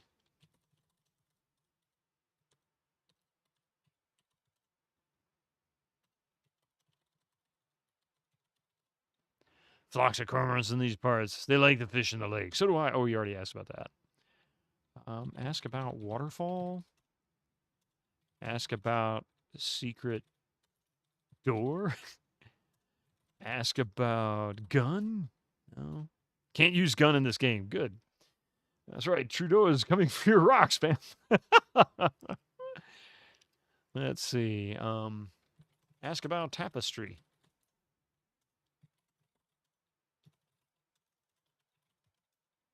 He went home for the night. It's a pretty fine automobile, isn't it? Got that shipped on a cargo car up from Michigan.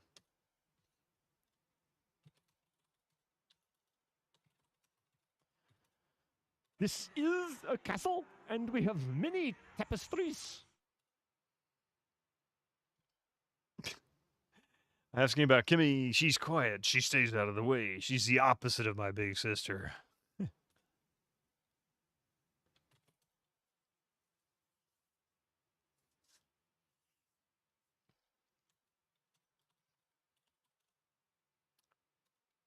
Ask about Margot. She's my gal. Okay, well.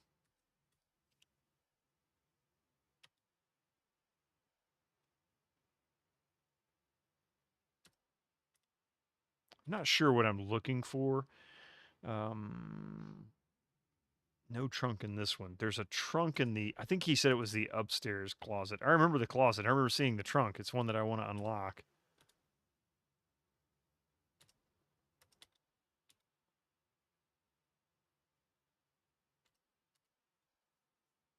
This is the mud room.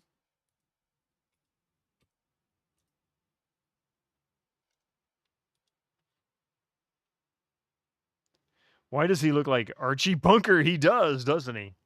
Yeah, there's the blue trunk. The green trunk he doesn't have the key for.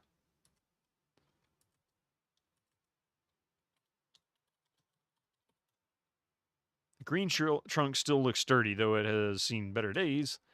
Let's see. Pick lock. Brake lock. Use pick on lock. Pick on lock. Okay, I don't know. Open trunk. All right, right. So we don't have the key for that yet. One of the doors is closed, so there's probably going to be some conversation when we go in there.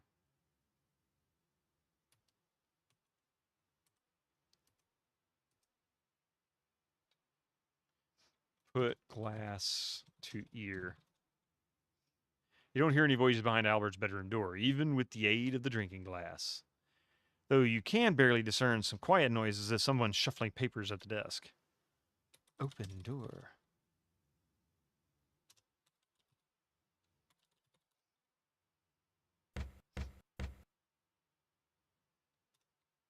Leave me alone, whoever it is. I am busy. Okay, Albert.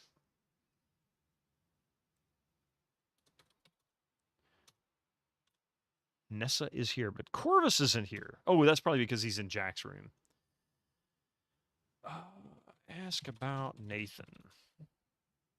Don't much care for him. Ask about Margot. I actually asked her about Margot. Quite enough of her, yeah. She sure is a busybody, you know that?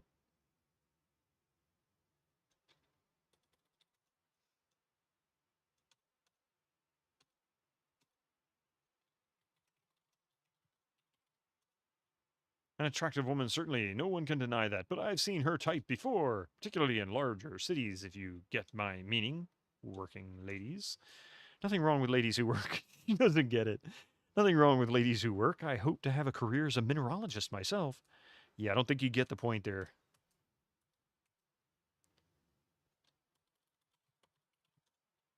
Corvishaw is nattily dressed in black slacks and a striped vest with metal buttons. He seems like a very clever sort. With quite a sharp tongue, you can see why he gets along with Nessa so well. The writing desk was a blotter lamp. Okay, so he's not going to tell me what he's doing.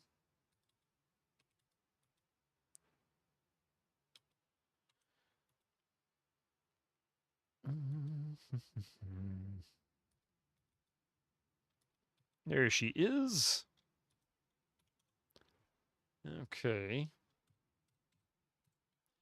Give soup to Margot. Margot, Jack made some broth for you. Oh, he is so wonderful. Please set it on this table.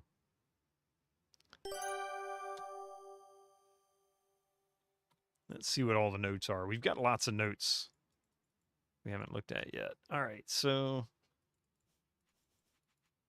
gave broth to Margot. Kimmy and Nathan are protective of the local wildlife.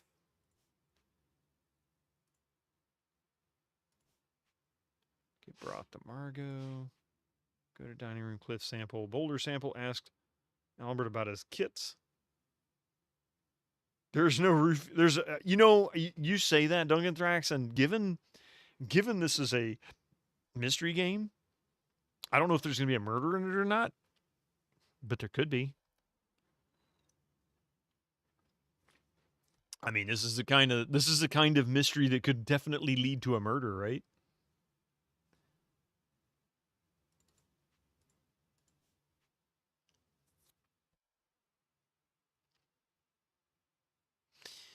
I can't help but wonder if this is supposed to put an X next to ones that have been completed. But that isn't something I can complete. That's just a simple note. So I don't know what the deal is with that. Oh.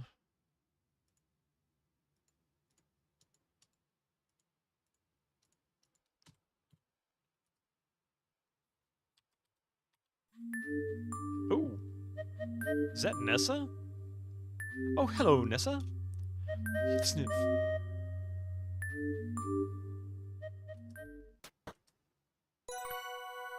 Oh.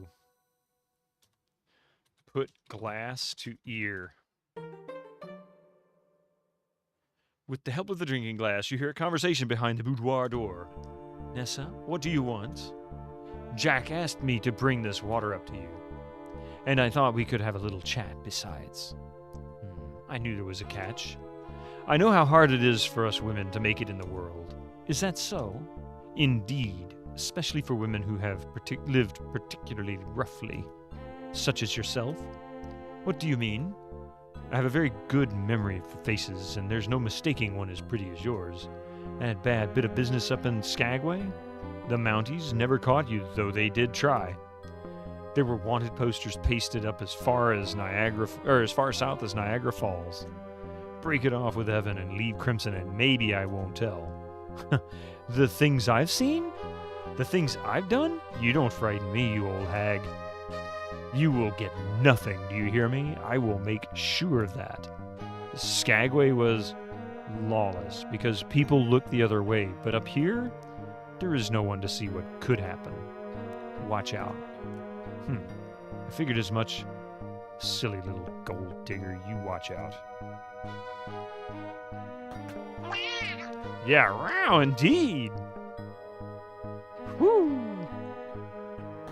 Pesky RCMP, yeah. Well, just walk in, could be undressed, but you don't seem to care.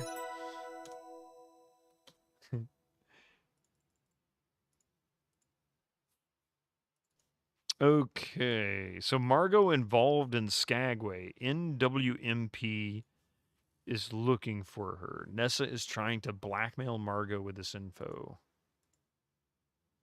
Now it's starting to get intriguing. Ooh. Petite round table. I don't know what that is next to the soup. Maybe just a tray? Ask about Skagway. Margot narrows her eyes and hesitates before she speaks. I may have not been entirely honest about Skagway in the past, but it is a dangerous place. Take my word for it. I will not speak more on it. FYI, so RCMP is NWMP before the name change. Ah, gotcha. Because this is like 30s, I think. I don't know exactly what decade, but if it's following the same timeline that Colonel's Bequest was, that would make sense.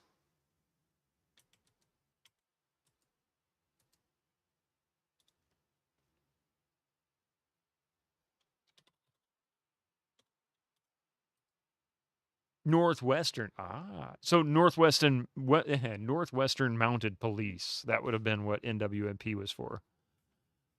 Yeah, gotcha.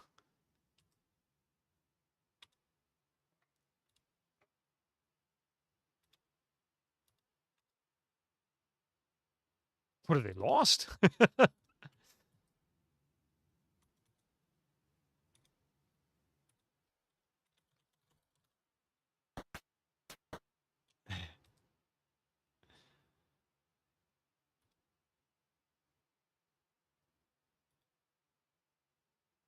I honestly know very little about Canada's history. I find it fascinating because it's because of the fact I don't know that much about it.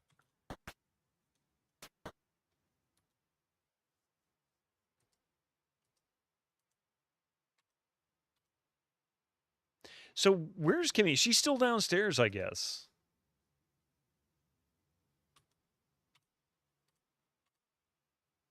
Just don't look up the War of 1812. It'll make you cry. Yeah.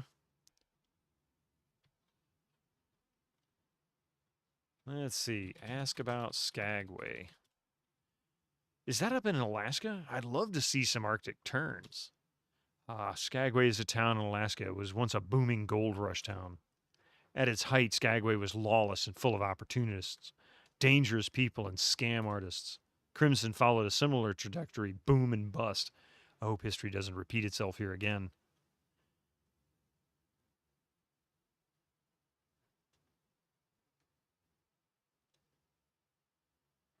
This year, Canada invade D.C.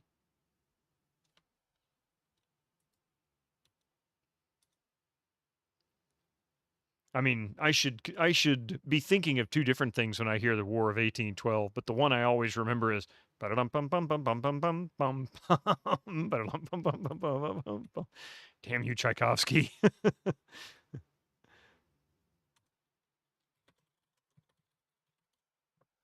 Oh, my pa would talk about Skagway and the Klondike Gold Rush. He'd wish he'd picked gold instead of garnet sometimes. Guess my life would have been real different if he had gone even further north. Then again, Crimson never got as rowdy as Skagway. Hmm.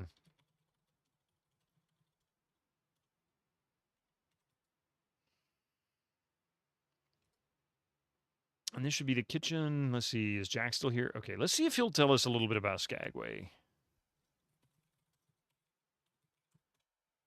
Oh, yeah, the old Klondike Gold Rush. Place was a real boom town and rough. Not a place for refined folk. It was both a victory and a tragedy for Canada and Britain and America. Yeah. I mean, they were, I guess, in a sense, coming back to finish the work they tried to do 20 or 30 years earlier.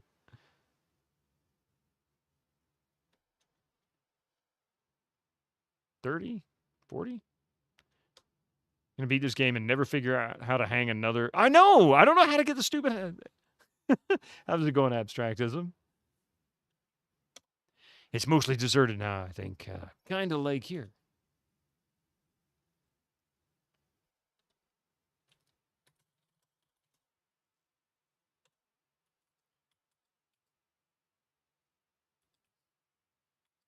Yeah, it's gonna, you're probably right, Izzy. You're probably right. It's gonna turn out to be something super easy. Oh, I need to go back this way. Did I ask about Skagway here? Good Lord. Yeah, that's right. She told me about the turns. Okay.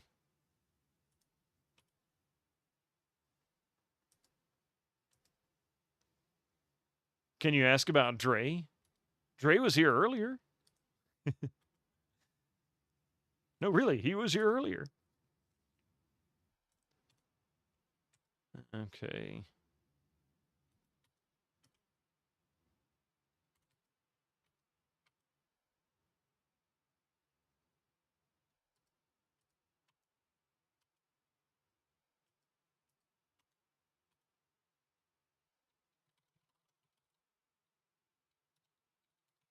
Ask about Skagway. Skagway is a seedy little town in Alaska, full of criminals and hustlers. After the gold rush ended, it was mostly deserted. Good riddance. Although all those undesirables must have ended up somewhere. And of course, they've got to be somewhere. They don't just disappear. What did I forgot, man? Ask about Skagway. Isn't that a gold rush town up north? Foolish, desperate dreamers trying to strike it rich on a fluke? Yeah, let me take a look at the notepad. No. Ask about blackmail. Yeah, I didn't think so. What else do we have?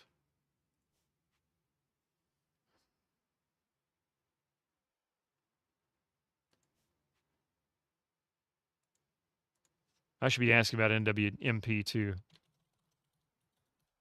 The Northwest Mounted Police try to keep the peace in these lawless frontiers. Rather tall order, if you ask me. I assume Rangers patrol from time to time.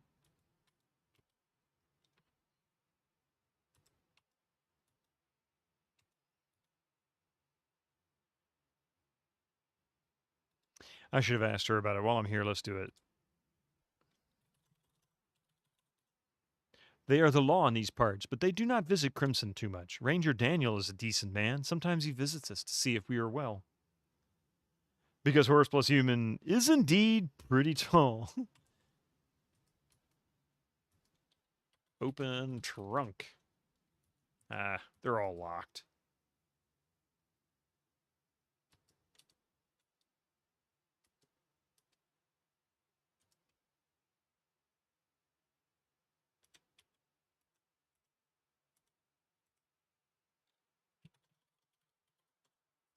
The Northwest Mounted Police, I suppose this would be their jurisdiction.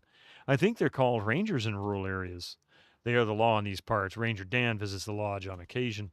I avoid the rangers, even the nice ones. I never know when one might decide to make my life more difficult, especially considering I sneak off a reservation to visit, which is against their laws. Really? Please keep that to yourself. Of course. Okay, so that yielded some new information. Nathan risks losing his Indian status if he's caught off reservation. So really, I didn't know that was ever a thing. I mean, it might have been here at some point early in the creation of the reservations, but I don't know if I'd ever really heard that.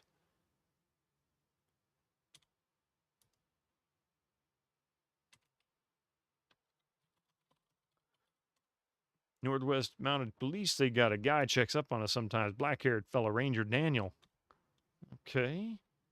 That is pretty messed up, isn't it, Winter Slice? It's like you're not allowed to visit. I mean, that, without more context and why that would actually be a thing, that just screams they're being bigots about it at the time. That's kind of weird.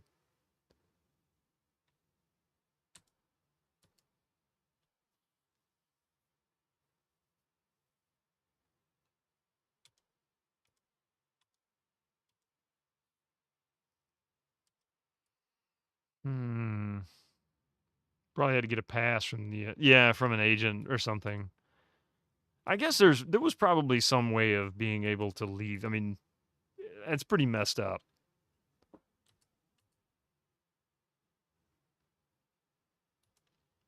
Okay, I think I've asked everybody about the NWMP.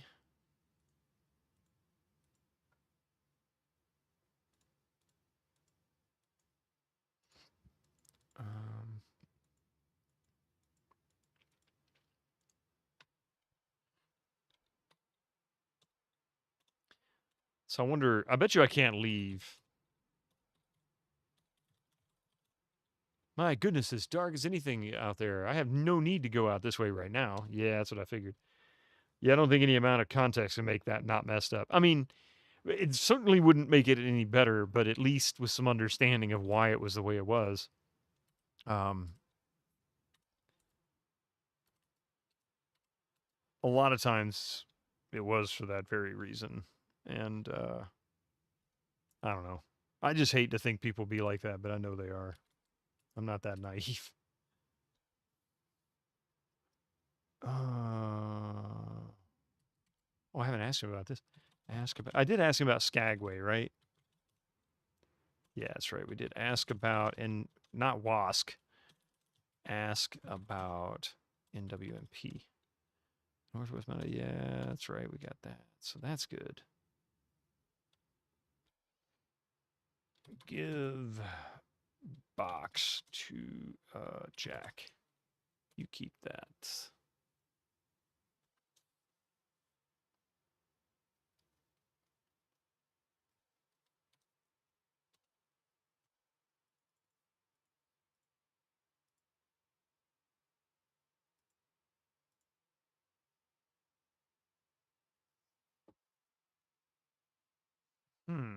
Oh, wait. I know something. Ask about key.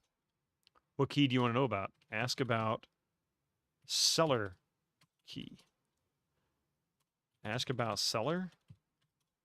Yeah, the root cellar entrance is outside the kitchen. I keep fruits and vegetables down there, stuff I jar and bottle too. I keep it locked from habit more than anything else. When the lodge used to be an inn, theft was more of a concern. Ask about root cellar key. Get key. Ask about key. Trunk key.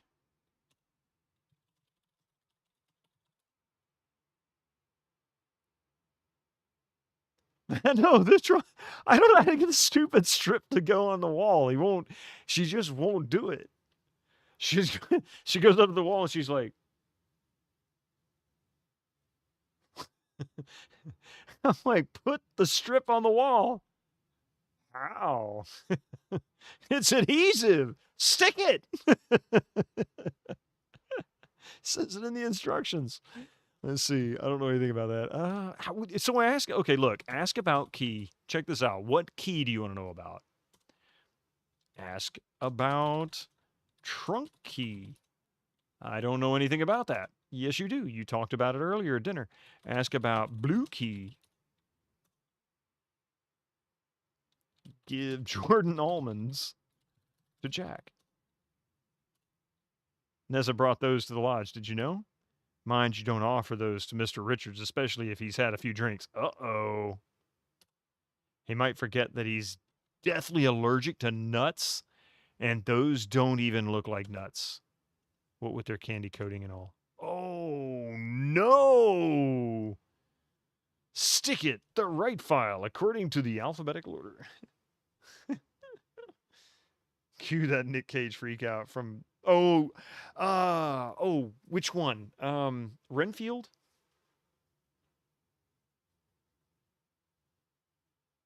The one that came out, was that earlier this year? Holy crap. Man. Let's see. He's got the diabetes, yeah.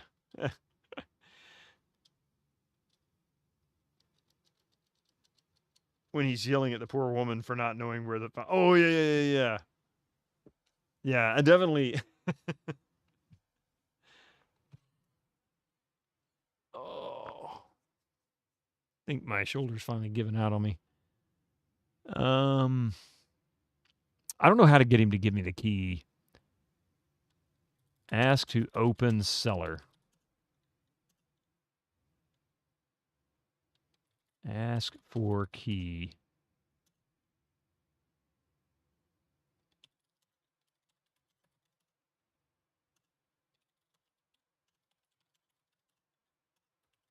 Open cellar.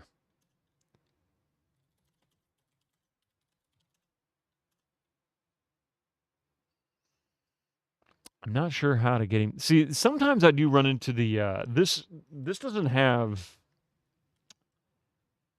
exactly the same, I guess system. I don't really know how to describe it. How can I get the key? What else can I say?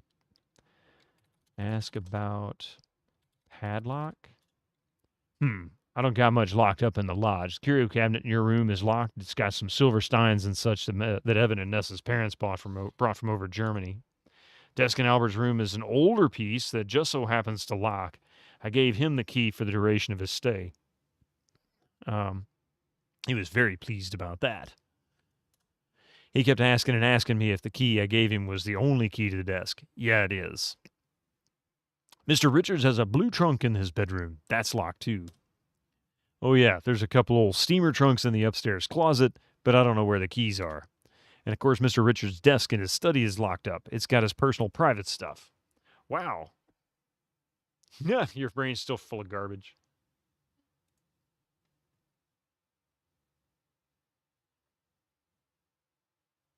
Oh, Vampire's Kiss. Yeah, from 1988. Alphabetical. You just put it in the right file, according to alphabetical... Mystic, back up. Back when Nick Cage had a chance. A desk, you say? Yeah, there's a couple of desks. Few desks here, actually. Okay, so ask to get key? Yeah. No, Mystic, back up. Mystic, back up. You can't play with the mouse cable. He's mad at me, so he's snapping at me because I'm pushing him away from the mouse cable itself.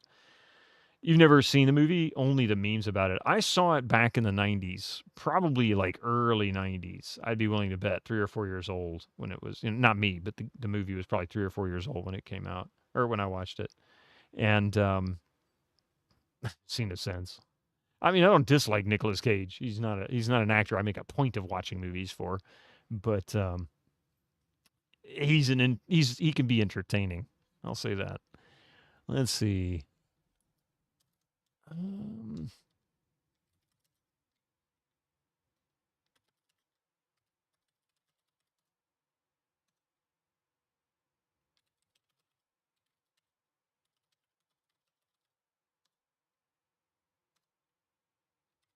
I don't know what to ask him to get this damn key.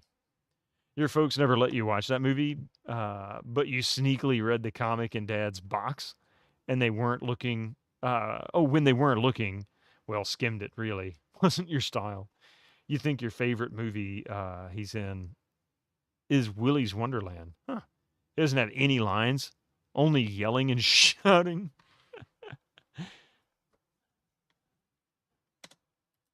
All right, I got to figure out how to get this key from him later, but we have quite a few details that we can go over with other folks.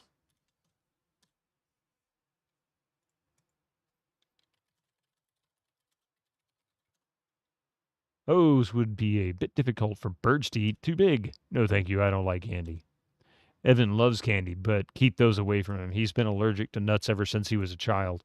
His parents learned this when he got a red, itchy rash from coming into contact with a minute amount of almonds. He didn't even eat them. He merely touched them. Doctors warned the family that if he were to ingest almonds, the results could be fatal. Oh, dear. Nessa brought those Jordan almonds with her. She knows all about Evan's allergy, of course. Very unpleasant woman. She sounds like a real piece of crap. You know that? She really does. Yeah, it's like Luke Skywalker's lines from the Star Wars movie. Oh, my God. Okay, I'm going to do something that's just patently wrong, okay? Really, really wrong. I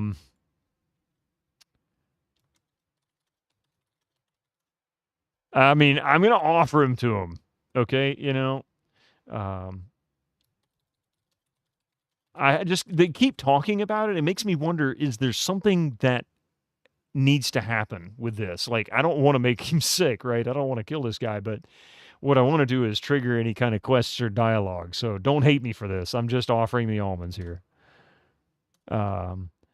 Let's see. Offer Jordan almonds to Evan. Nancy's the culprit, right? I'm allergic to almonds. Did you know? Well, I know Nessa knows.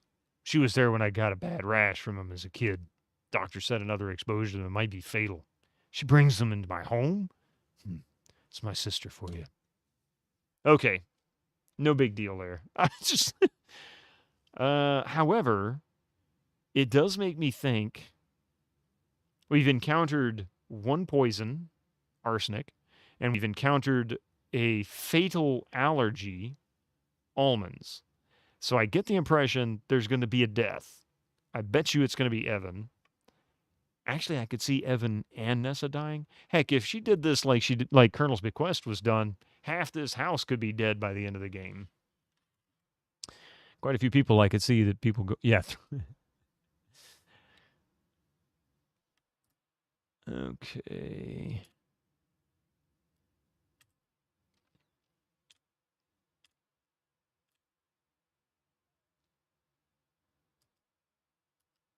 And I think that is just a sitting room. Yeah, no longer chute to toss the bodies down, yeah.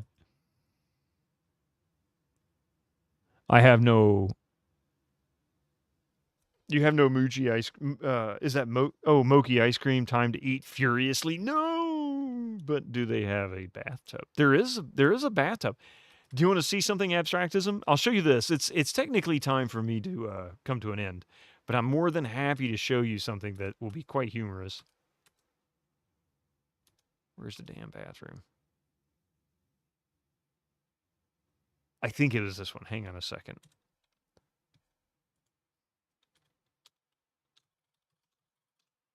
Okay. Oh. Yes, you actually have to type this, okay? You do have to type this. Okay.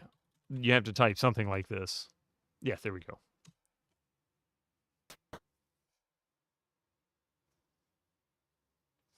Game has autosaved. Oh, wait. In order to use the sink, you'd have to relinquish your iron grip on the bath towel. No thanks.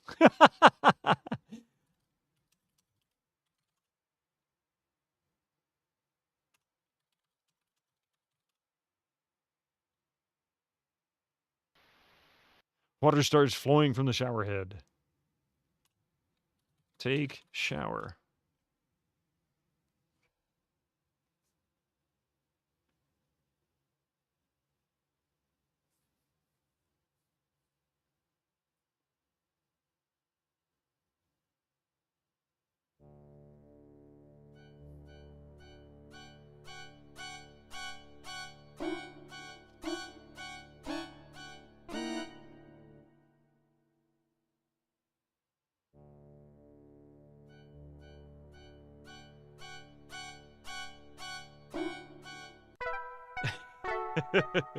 Are you psycho?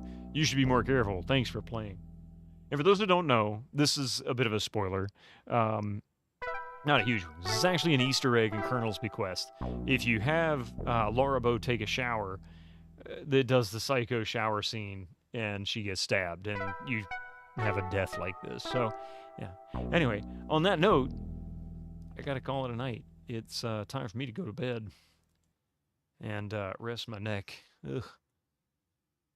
So, first of all, I want to say thank you for all of you being here. It's been a wonderful night. I really have a good time with this game. I can't wait to come back to next Tuesday and continue the story. I was hoping to get to the next day, and I think we're right there next to it. I'm not sure what action I need to commit in order to get that to take place.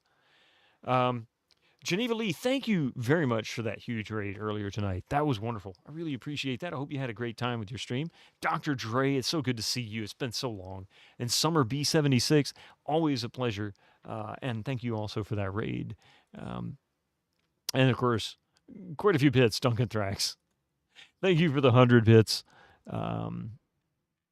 earlier. And of course, all of the Gigantify bits there. Duncan Thrax and Pile. Oh, I thought Pile was maybe. I thought Pi did one. He didn't. We also had a couple of few subs. Rev Brown with the Gigantify bits as well. Sneaking one in there when I'm not looking. And I bet the action you need is flypaper related. You know, Winter Slice, the thought has occurred to me. Excuse me, Reg. Thank you for the 22 months. Demunia with the 23 months. I appreciate that. You been lurking? Hey, thank you for the lurk. You know, I appreciate lurks. Nothing wrong with a good lurk. All right, so Thursday, GOGCOM, Resident Evil 2, 7 p.m. Eastern. That's right. I'll back up. Resident Evil 2, 7 p.m. Eastern. I've never played Resident Evil 2. I've only played a little bit of Resident Evil 1, and that was the stream that we did on GOGCOM when it came out for GOGCOM. So I hope to catch you guys then. It's everybody says it's a great game. So, well, there we go. Then I'll be back on Friday with more Pandora Directive, the Tex Murphy adventure. Hey, no problem. Yuli, thank you for being here. Really appreciate that. But yeah, I'm not going to raid tonight. We're just going to call it a night and end the stream from there. Thank you all for being here. You guys are wonderful. I'll see you guys real soon. Good night.